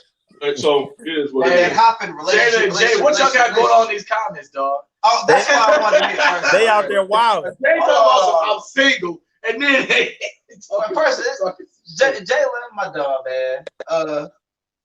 He killing me because I think he only come to the show to talk to Jalen. Basically, because every day I'll take you on the trip. Last week, you'll probably be a great, amazing partner. I can put you on the flight. Oh, baby. Oh, my God. Get his ass, Jordan. He be on some big pimping because you see it's back and forth with him and his ex. Mackenzie up in this bad boy. Wait. Whoa. That's his ex? That's his ex. Okay. This has been a good. Okay. Yo, he about to have my ass off. And when he said the word sex, he has to scream it. Hey, Jay, he was screaming like, it can be sex. There's nothing wrong with sex. I'm like, all right, bro. I'm doing Oh, I love this show, dog. Listen, man. Listen, I'm upfront with who I am, and I let people know you don't have to guess with me. You know what it is. oh man. I don't know what to say. Yep. Like bottom line, like Jay, like you just said, no one can make you happy. Nope. It's a mission impossible to try to make someone happy. You know what I mean? You could go and do everything. Man, I mean, you got people that I be feeling spend it. money, that be putting money into people. Can you imagine this? You got some NBA athletes. And I'm just putting them, well, let's go baseball because I think they make the most money. You got some ball, well, let's go soccer. Whatever. Any athlete, they making money for the most part when you're a big star. And when they make this kind of money, they got families at home or just a girlfriend at home. They got to be at practice all the time. You ain't seeing them all the time. And everybody, when your bread ain't getting buttered at home, man, you likely to go somewhere else for it. I ain't trying to say I give the green light to it, but you should know what you are getting into when you marrying somebody that's got to be like this. Like you marrying an actor, like Samuel L. Jackson wife. She know they make more movies than anybody, so he's barely ever at home. So it's either, but it helped that she actress too. You know, maybe not on his scale, but it's just I ain't seen one of these joint. But it's just what I'm saying is that you know what you're getting yourself into with a lot of these things, and I think a lot of people do too much lying to themselves. Yeah, you know, when somebody tell you, look, I just want to screw, believe them. When somebody say, I just with you for the money, believe them. Now make your decision. Yep. I don't want to be with you, or just move on, because that's what it is. Don't devalue yourself for another person. If they don't, I'm a firm person, I said some people ain't got the credit to have your love. You got to treat your love that is A1, and some people just ain't got the credit to do it. I like that. They ain't got the credit for it, so don't give it to them. Don't give it to them half work. Don't give it to them. If they don't want to pay the cost for it, it is what it is. So I know we got another one. Cyber and Cyber 6. Mm-hmm. All right. So that was an amazing topic. This is gonna relate to it, kind of. So last topic for tonight, if it is cyber sex considered cheating or not?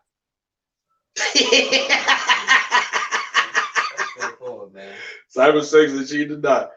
I mean, you talking like sticking your jacket off to fucking robot porn. Robot porn. Fuck me.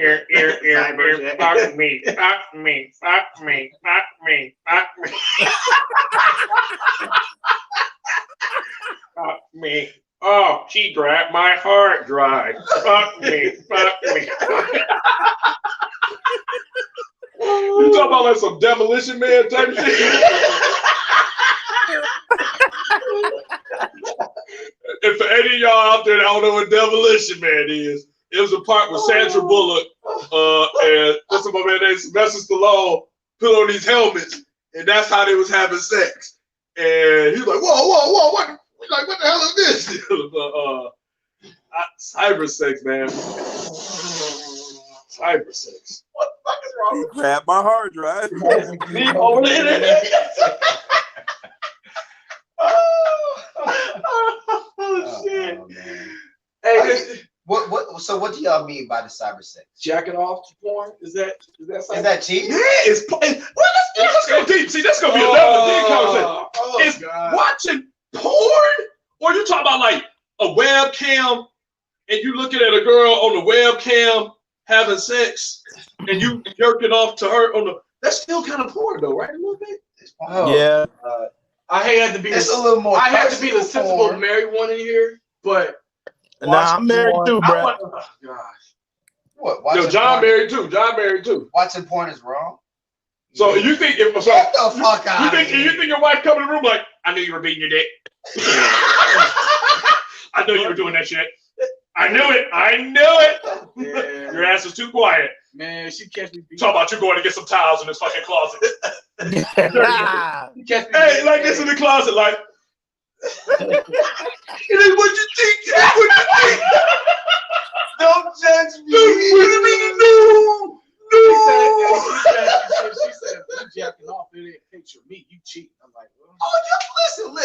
Hold on. First of all, but this is what I will say. If it's something that y'all agree on, I ain't saying it's cheap. Well, look, Mrs. P.O. Potter, that's Miss Tina. I love you. First what of all, the fuck you doing? I gotta say this. Again, your relationships, you know, whatever's in your relationship, you know, whatever y'all come to. But I'm saying, so somebody like myself, I have a higher sex drive, you know, than most. Now, if you're not gonna suck and do at all times what I need it done, you're gonna have to allow for some alternate stimulation. That sounds like some BS, bro. Jordan, look. Hold on. No. I need people to time out. I need people to time out. You're not. She's not married. That's a difference. Okay, what that means? That's some straight bull, man. Ain't no listen. So look. What everybody want to have these old stick figure relationships. I don't want no stick figure relationship where me and my woman can't do some freaky stuff. I want her to. You got vibrators. I bought my girl vibrators. Go do what you do. Listen, go in there. That's fine. But that shoot up, but she feel like, hey, I don't like if you do this, and if you do it, you're wrong. That ain't the person for me then. Okay, but I'm saying if that's what y'all agreed upon, and if you do it and she feels some kind of way about it, you're wrong. That's what I'm telling you. You can't. So I don't think that. I don't if think your wife don't want to have sex, you just supposed to sit there like these. Look. Listen. In the perfect world, if she does it, I look. Something gonna happen. But look. But we agree. Hey, listen. We got to talk about this big too. You can't force it. I have a high sex drive as well. She understands that. She's gonna work with me. Like, hey, you know, you don't have sex tonight. You know, you got to work tomorrow. Cool. But if she knows that, she's gonna, you know, hey, I'm gonna do something to go ahead and, you know, make sure you're good. But at the end of the day, bro, if she's like, okay, well, if you're watching porn, jacking off to another woman, like that hurts me. If they consider that cheating or wrong, then it's wrong. Yeah, bro. And that's what I'm saying. And from a marriage perspective, your relationship. Yeah. If that's wrong in your relationship, then by all means, that's wrong. From a married I'm not gonna be with somebody. If you jerk off, you're cheating on me, and that's what? That's just not me. It's not happening over here. The only way I think it's cheating if you jerk off, if you got names tattooed on your hands and they like you got like oh, Jenny. Oh, Jennifer, don't forget Samantha. You cheated again. So look, this is what I think. I was thinking about you, then I might get away with it. But this is what I think. I think that whatever it's real simple. And you know, would you be okay with your mate with a high sex drive doing the same stuff you doing? Yes. Then you good. That's what I'm saying. It's your relationship. But if it works in your joint, it's not that cut and dry when you married to somebody though. Like they may not be cool with it, so that don't mean and you got a high sex drive. You marry that person, you should. But hold on. I mean, and I do. I mean, yeah. But I mean, if you get married and she like you can't jerk off. You used to jerking off. Like, oh, like, well, you must be going to overtime with that mouth. What I'm saying is this: is that it's a give and take. This goes into the video that I shared earlier. Ain't no ideal situation when it comes to a marriage, and then you're not gonna meet. It's rare that you meet somebody where you compatible on everything. So that's another thing that people got to get out of their head. There's some compromise there, and how you start doesn't necessarily mean that's how it's always gonna finish. For sure. If you build your relationship just based off something physical, then the first thing that's going to get challenged in that relationship is the physicality of it. Mm-hmm. She right, Mackenzie. I agree, with Mackenzie. Again, you about to go ahead and disagree with your light skinned ass, but no. That's basically what it is. She said again. Mackenzie's comment was, "I feel like invalidating your partner's feelings just because you don't feel it's wrong is strange." 1000%. Like I said again, and I'm going to continue repeating.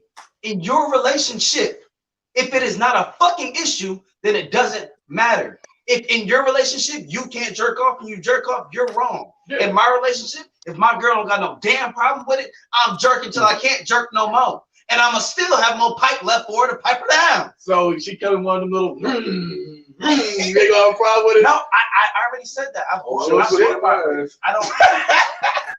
Oh, y'all talking about strap? No, I'm saying as long as she don't put it in my Boy, ass. all right, that was your damn work, George. Wait. Again, man. People are speaking on their personal emotions and their personal feelings. That's how you feel. That's your thing. In your relationship, make sure it's good for you. If it's good for y'all, then y'all roll. I'm not going to validate my person's feelings on something like that because I already know how that is. You can't do that. But I make sure I talk about things. I get things clear and concise across before I just hop in. Mm-hmm. It's a movie. I don't know if anybody remembers, but I think it's called Love, Sex, and Eating the Bones. With one of my favorite actors, Hill Harper. You know why she's old? This nigga. Oh, you watch all these old movies. Old words he said. I like to play. I like this nigga 40. I'm telling you, man. This nigga's it was a good movie, but he was addicted to porn. He was addicted to porn, so he was always doing porn. And then finally, he met this woman, and she found out he liked the porn. He gonna say, "Man, let's just try it to the porn." And the problem was when he was trying to fuck her, it wasn't going through, and he was on the. He like, trying to look at it, do like wasn't this. that with Robin? No, it's that was the newer version. Yep, they made something with him too. Yeah, and it's really good, and he just couldn't do it. He ended up having, like at the end of the movie, he threw his porn and junk away or something like something like that. He had better sex. He couldn't get it up or something. Every time he thought about, he saw a woman, he instantly grabbed for his cock almost. So, but it was pretty good. I'll get to see it, but it's really good. Yeah. But I just think, like you said, that's why that communication come in. People downplay communication so much. They say communication, but they don't understand that a part of communication is listening and comprehending. Yep. And then believe it when it was somebody say the jump. Like, look, I like fucking almost like every day of the week, maybe two times a day every week. And believe them when they say it, especially if they're doing it, and know that could potentially be what you're gonna have to do when you get married. You might have somebody that you got some people, like I've met women who said they don't like getting, nobody going down on them. They just like sucking dick. I mean, God bless them. And I understand that. And I mean, or you got some guys like, oh, I give my dick sucked. Well, no, I ain't never heard that shit. Whoa! Them niggas is weird. Yeah, I was like, okay. Yeah, that's weird. You had the right one. That's all that is. She was giving you the choo-choo or something like that. I'm like, that's all it is. We more today. We more today. Y'all really support like, oh God! He did!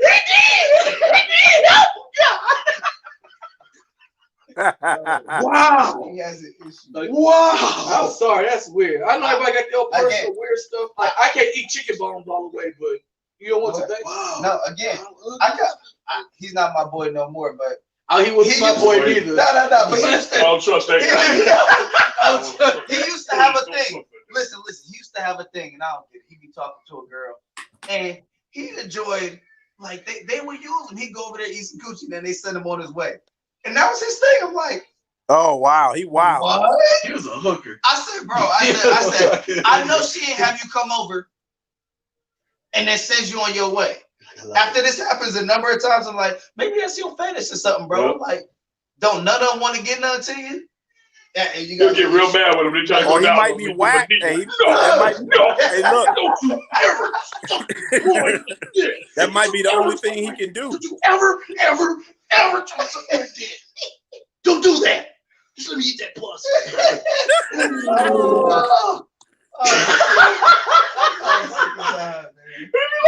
Oh yeah, this is good. Come here, man. Just jump on my shoulders.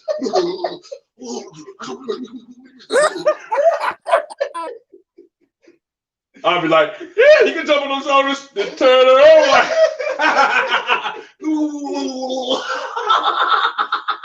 Now we're having fun. We call that the stock exchange. Bro. Oh my God. Yo, go ahead, Doc. if you roll in the morning. I don't know, man. There's a lot of weird dudes out here that's not thorough, bro. You know what I'm saying? If all you can do is lick the box, you in trouble, bro. You in trouble. Anybody can lick some box now. You in trouble, Hey. bro. You better be able to. You better do better. Eat the box because the studs gonna get you. You ain't gonna have no. They gonna bust that right. They gonna outdo you. Oh, that girl didn't make the football team. Go eat your Girl, eat that pussy out. You come home, you be like, man, quit playing. these y'all man. You better be able to lay that pipe, bro. I'm sick, man. You better do something. You out here whack talking about some, no, let's skip that. Let me eat it. Nigga, what? Nah. Oh yeah, just let me eat the puss.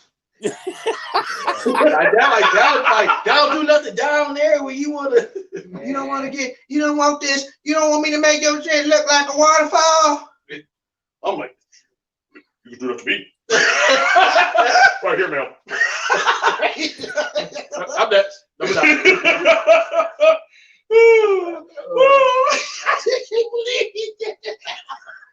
Don't you ever try. Hey, John, he get violent. Don't you ever try. Like a 90s wrestler, 80s wrestler. Like, Don't you ever try. Whoa, Dana, whoa, you tripping, sis? You tripping, homie? She said, I blame men for why chicks getting licked by chicks. No, for sure. What? Okay. What? Yeah. Oof. Nah. I mean, I'm coming from the standpoint of being messed over. They're like, man, I'm tired. Nah, you do what you want to do. Don't be putting it on nobody else.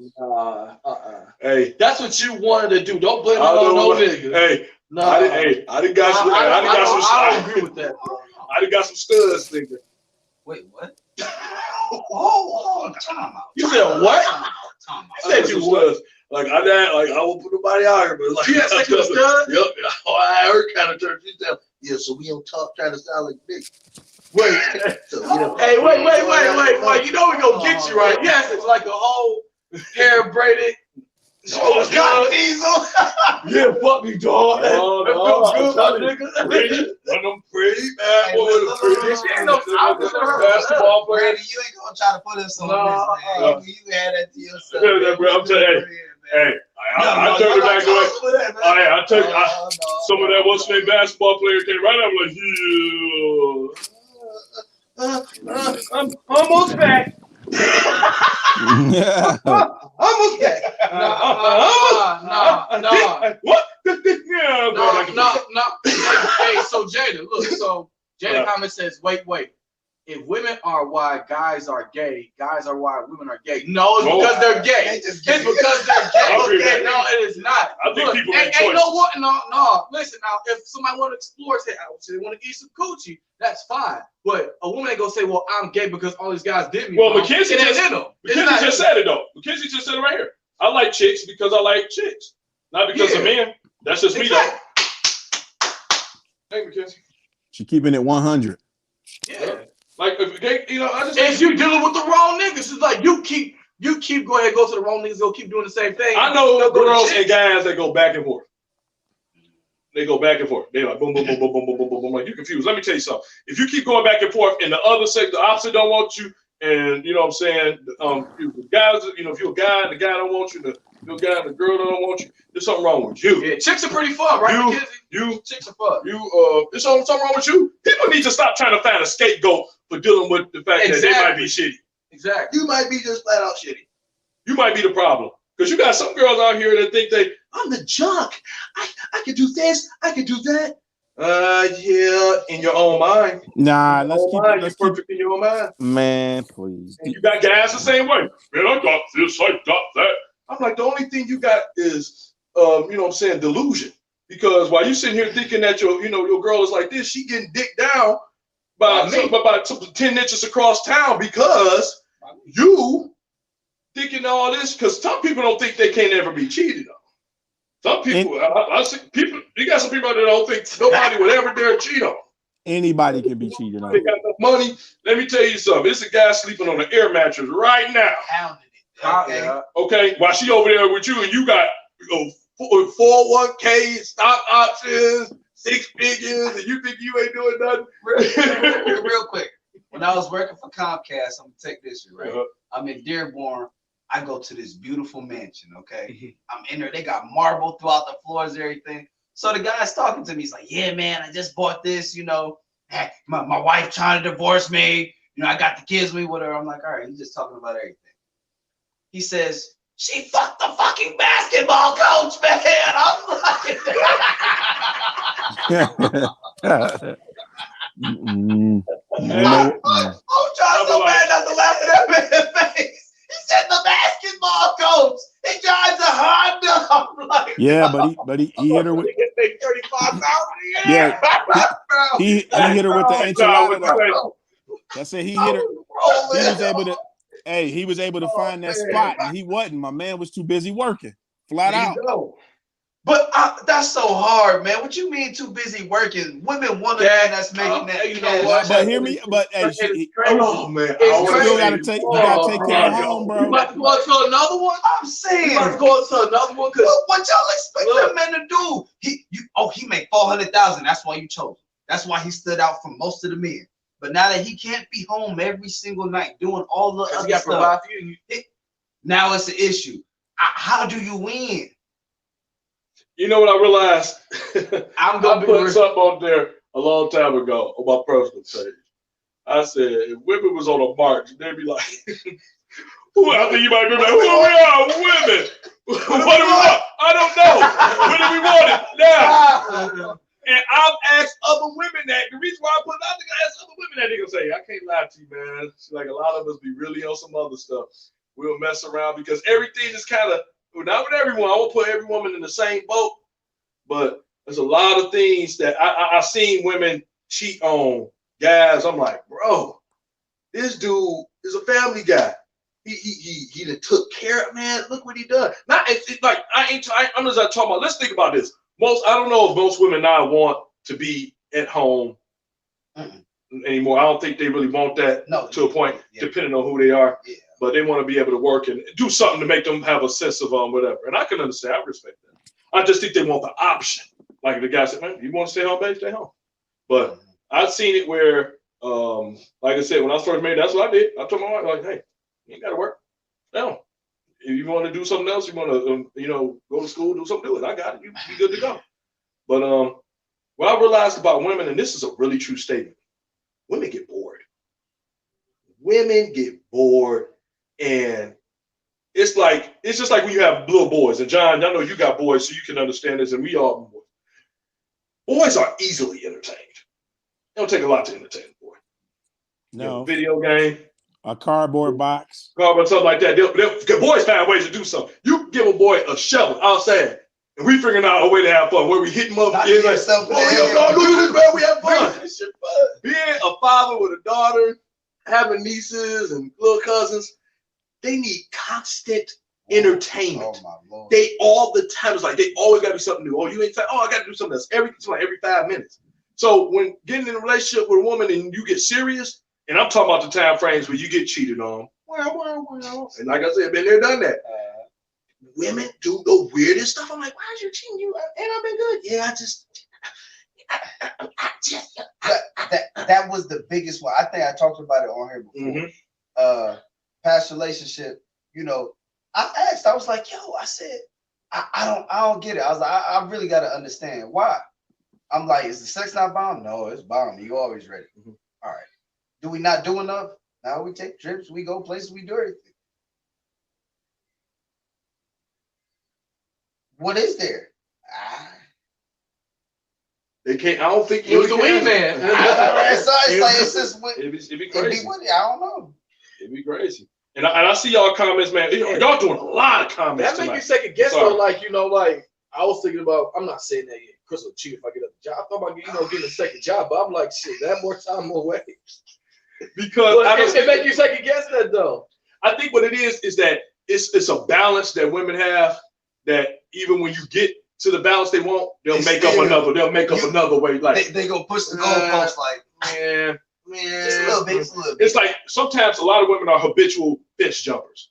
If you come on like, hey, I'm coming over this side with you, yeah, and it's really weird because you can't understand it so much. So It's weird, man. John, I don't know where you at on this, and like you said, we ain't putting every woman on everything, but I seen it a lot. And ladies, y'all ain't here. Y'all got to be honest with this one. I like what Trish just said. So I was in a relationship. I've been Go ahead, remarried. John. I've been remarried now for almost 2 years, right? So I was in a relationship 4 years ago, and we were living together, blah blah blah. And when we first got together, to your point, Jordan, we had a conversation like, "Hey, X, Y, Z, we doing this, this, and this, right? We on the same page, yeah." So we get in the heat of relationship. Come to find out, we ain't on the same page. Mm-hmm. You don't want somebody that want to spend time with you. You want to be able to go do what you do, and I go do what I do, and we meet in the middle. Mm-hmm. You should have said that. So here we are. We in a relationship. We 2 years in. Oh, I don't know what we doing. I'm like, what? What you mean you don't know what we doing? I'm confused. Oh, well, she was younger too. That's a whole nother show. But she was like, yeah, we need some space. So I come to find out after the fact, I told her point blank, I said, let me tell you something, baby. I said, you're gonna regret it. She said, what you mean? I said, when you come to your senses after you have your fun or whatever, you're gonna regret it. And she regretted it because a year later, after we broke up, she was all, can we do this? No, baby, I don't go backwards. It's beautiful. I don't go backwards. And what was the reason why? I just needed something different. That's what I needed to do, something different. We done been everywhere, done everything, to your point, Jordan. The reason why you did that is because it was something that you felt like I wasn't giving you. And what was it? Well, I felt smothered. All I did was go to work, go hang out with my boys and come home. That's what you said you was into. So when it boils down to it, you really didn't know what you wanted. Mm-hmm. And so you went out there, got what you thought you wanted, and found out that wasn't that either. When you wanted what I was giving you the whole time. It's too late now, baby. And Trish made a good point. You was gonna say Trish made a good point on her. Yes, just about her saying, you have to keep things spiced up. You know what I'm saying? Every once in a while, it'd be time we about to go somewhere, about to hop in the car. I'll just pull off. You know what I'm saying? You got to keep it spicy. Don't let it get to your next move. You got to be But see, that's what it is. It's just like, no, but I get what she's saying. And, Trish, I do get what you're saying. But I've been in, where I did. I'm going to tell you, when you do it, it's the person. You think with everything that you have done, you be like, man. And when you hear a woman repeat it back to another woman, that woman will sit there and listen to her like, what did you do that for? So you let him go because what? He works too much. I think that's the weakest excuse ever for anybody to say, for any woman or even a man to say that about somebody that's working, especially you a weak ass man. You talking about, and I believe you work too much. Well, get your ass up and work, bro. But for a woman to say that about a man, it's like, you mad because he taking care of business? Like, come on, man. And I mean, literally, we ain't talking about no business trip. Yep. We talking about he literally working to make sure that y'all have a better life than he could ever imagine. Exactly. And even with the vacation, because I've seen it both ways. Like I said, we had, went on the trips, the family vacations, never missed anything. But it's like, it's just simple little things where I see it's like, Charlton just said in here, I'm gonna put it on here. He said the goal posts keep moving. Yeah. And it do. And I think that's unrealistic. And you know what makes it even worse now? And I know this is gonna be arguable, but this reality TV shit makes it even worse. Right. Because it's an unhealthy expectation when you got miserable bitches on TV, that miserable women watching them want their miserable life. It's something, that's toxic. When you look at it that. Like you see this woman going through man after man after man, never happy. But you say to yourself, I want that life. Something wrong with that. Mm-hmm. That's crazy. That's like me wanting a guy life that he always stay in prison. Yeah. I want that life, dog. I want that life, man. Shoot, man. Nah, that's the reason why bro keep going back to prison, and it ain't got nothing to do with the penal system. Yeah. But I'm just tripping. I want to slap anybody who say he or she works too much. Yeah, thank you, Trish. You saying a whole bunch of stuff. I'm not putting some comments on here out of request of some of our viewers, some of our people, so I'm not putting some of them on here. But yeah, Trish, you had a good one to say. Trish says, I want to slap anyone who says he or she works too much. In this day and age, you work. Got to. You work or you starve. And if you know, then you have sex. You know, get in. If you want to have sex, get your butt and have some sex. Go through the door. Go up there. Screw on the stairs. Screw on the couch. Do what you got to do. You know, whatever you have to do to keep it going. You know, do stuff like that. I understand that. You know, because you know, I know I've been guilty. I know I've been guilty of you know what I'm saying, sometimes being like, man, you know, it's like, I mean, I'm tired. But you know, I agree with that. You have to keep the stuff flowing. Y'all gotta have a compromise. I'm tired. Though. Oh yeah, I get what you're saying. You're tired. Yeah, I just think like you said. Yep. You got sometimes y'all gotta meet each other. Again, the master communication. It's the master of communication.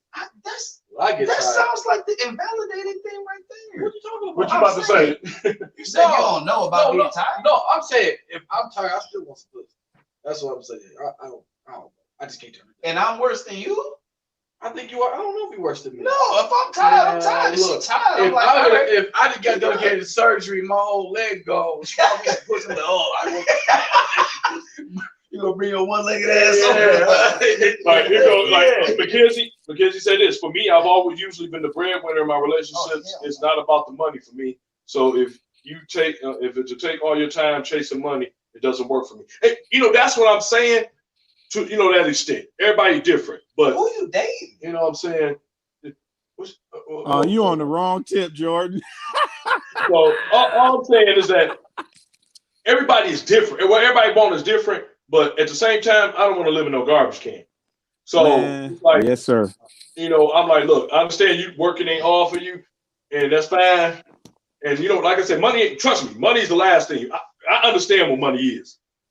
Money ain't make you happy. Money is a tool to get the things that make you happy. It's a tool. If you don't understand that money is a tool, that's why I think you kind of get beat in the head all the time when it comes to money. Money is a tool. It's like a hammer.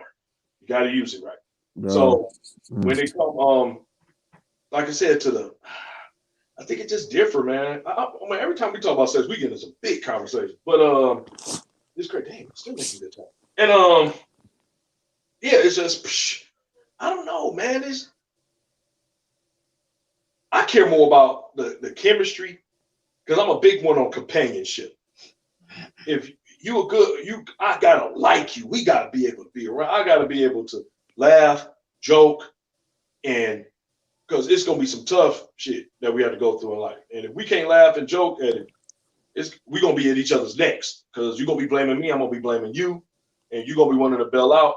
I need somebody that. We run out of gas on 696, like, damn, which one of us walking? You know, that kind of stuff where we just laugh at the situation, like, it's fucked up. These two dumb motherfuckers didn't get the gas, you know what I'm saying? But that's what you want. I think that's why some relationships last longer than the others, because some people like each other and other people just like fucking each other. I think that's real. Money don't buy it. Yep, money don't buy that. You can't do it. You can't buy it. I've dated a woman who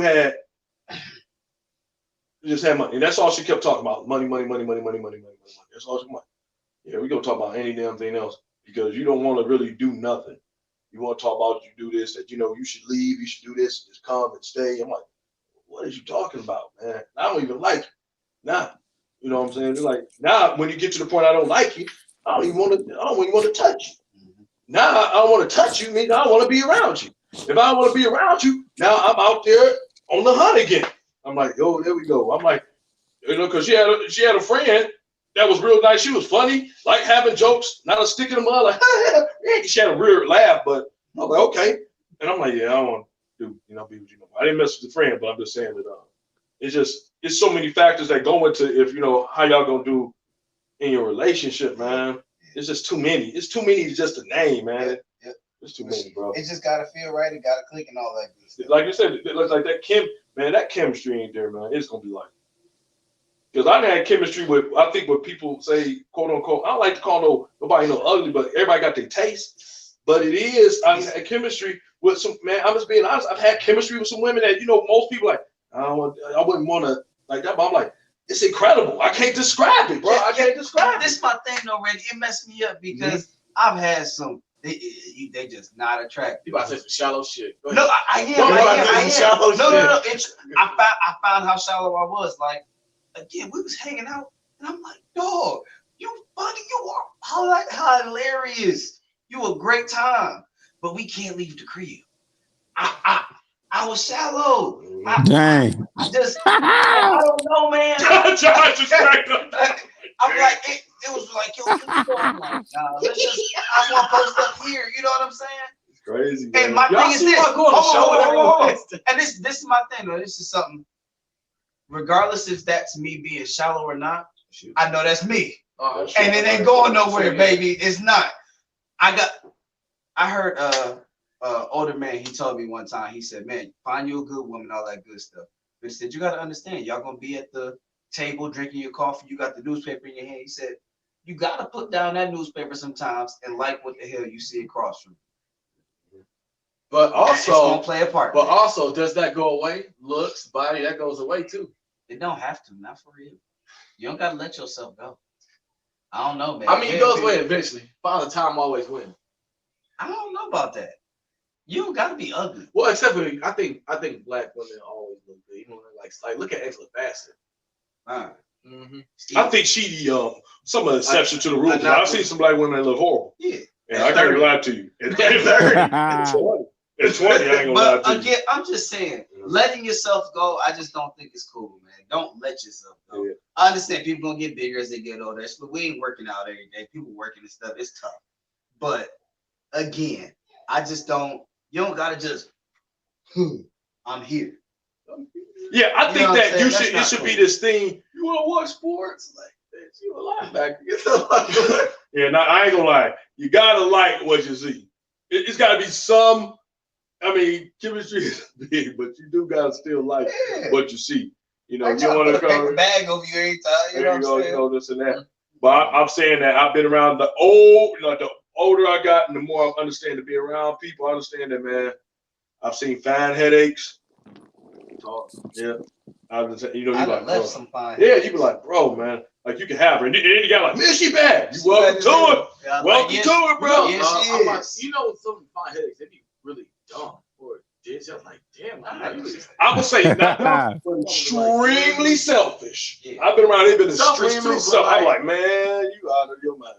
And it's like you have to almost bring the conversation, bring them down to earth, like, pow, like you ain't all that. Like you can have it. I can have any man I want. Have it then. You know the way out. You know the way out. Take it there. Man, we've been rolling, though. Yo, this is a great show, man. And people say that in the comments. It's appreciated, though. Thank y'all. Appreciate it. Share, but it's good. Y'all got so much. Mackenzie and Jay, man, where my boy Jay at? Hey, they talked about the chat. Talked about the chat. Man, I don't like Jay is somebody who finds. She probably was an awesome woman. Trish, you right. She got a husband now, and they happy. Been married like. See, there you go. They've been married a while. The universe corrected itself. There you go. Universe corrected itself. Like I said, I see some women. They're like, man, you know. I'm still cool. I'm cool.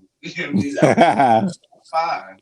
Like you said, I mean, sometimes you don't do it right the first time. I know, John, you've been divorced. I've been divorced. You don't do it right. Yeah, man.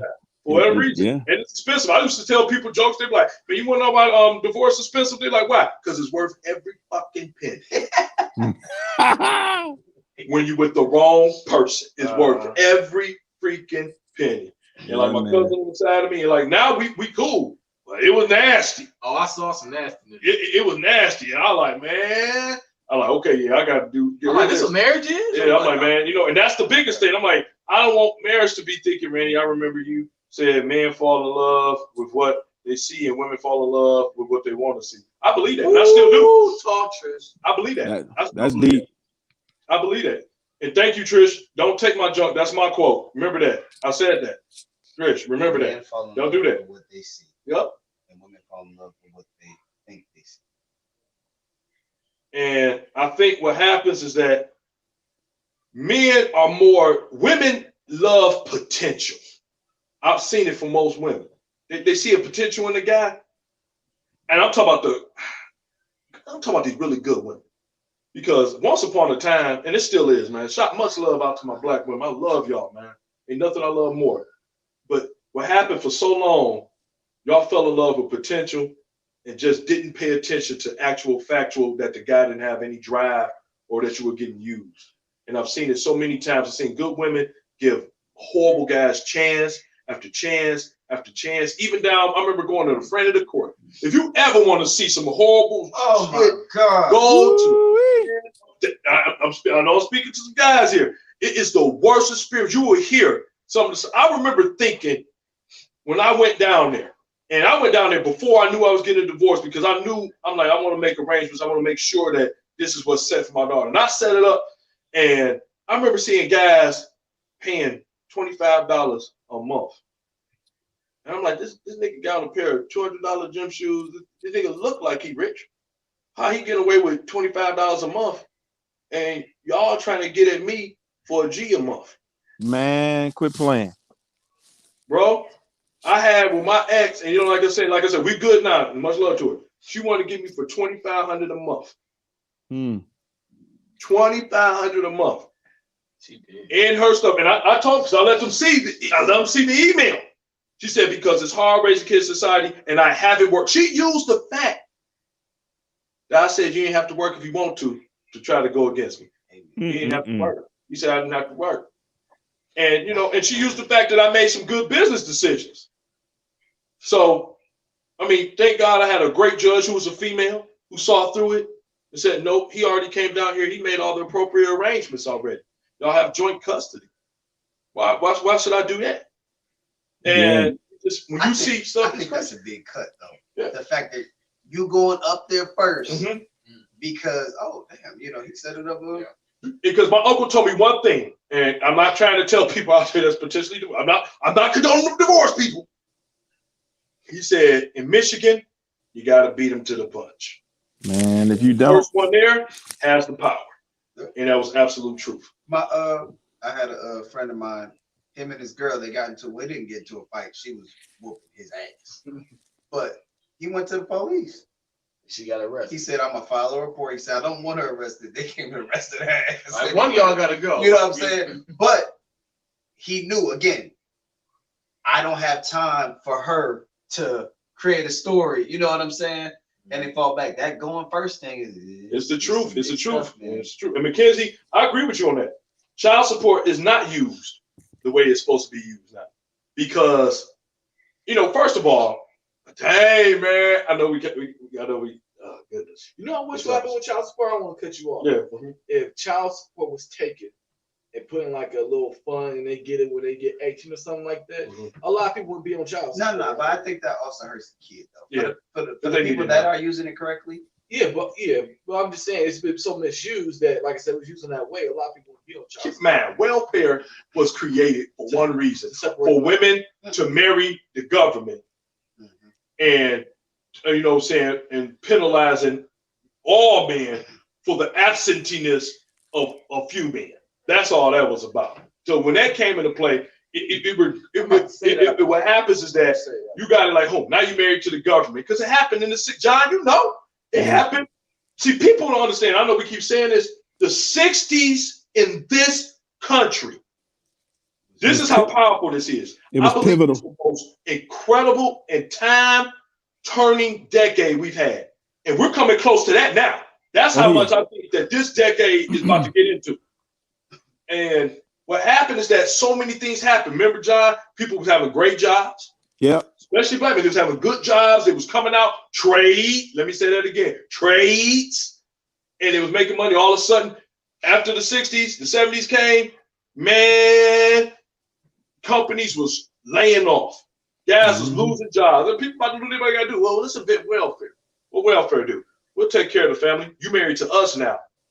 That man can't be in that house, though. Yeah. And it was just a simple thing to it. It's like, he can't be there. I don't care what you just say. Now, okay, what about him? Now, he was forced to be on his own. And like some of them, absentee fathers, because it was a lot of, guys, let's be for real. There was a lot of fucking fathers just leaving their people, going off beats, holes and stuff like that. It was a whole bunch of them, man. So some guys got to take the accountability for that.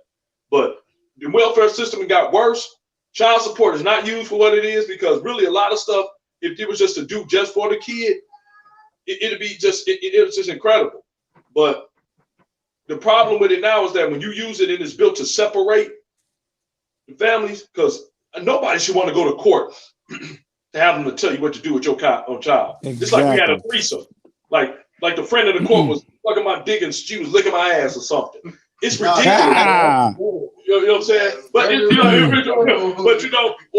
it's like that's how it feels sometimes. Now you got a third party in the mix telling you what you can do, when you can see your kid, how you can see your kid, just the time frames you can do it from. This is how much you need to pay. And you got some guys making bank. They go in there and mess around and get the best rate possible, paying like $100 a month, and they know they could do better. But you know what they say? Look, they only say I got to pay $100, and that's all you get. And some people like that. That's why I say it's such a double-edged sword. I pay so much in child support; it's ridiculous. Who get a substantial amount, and they also want men to do all the extra. It's like, I agree with that. How you gonna shoot me in both legs? Like, come on, man. I don't know, man.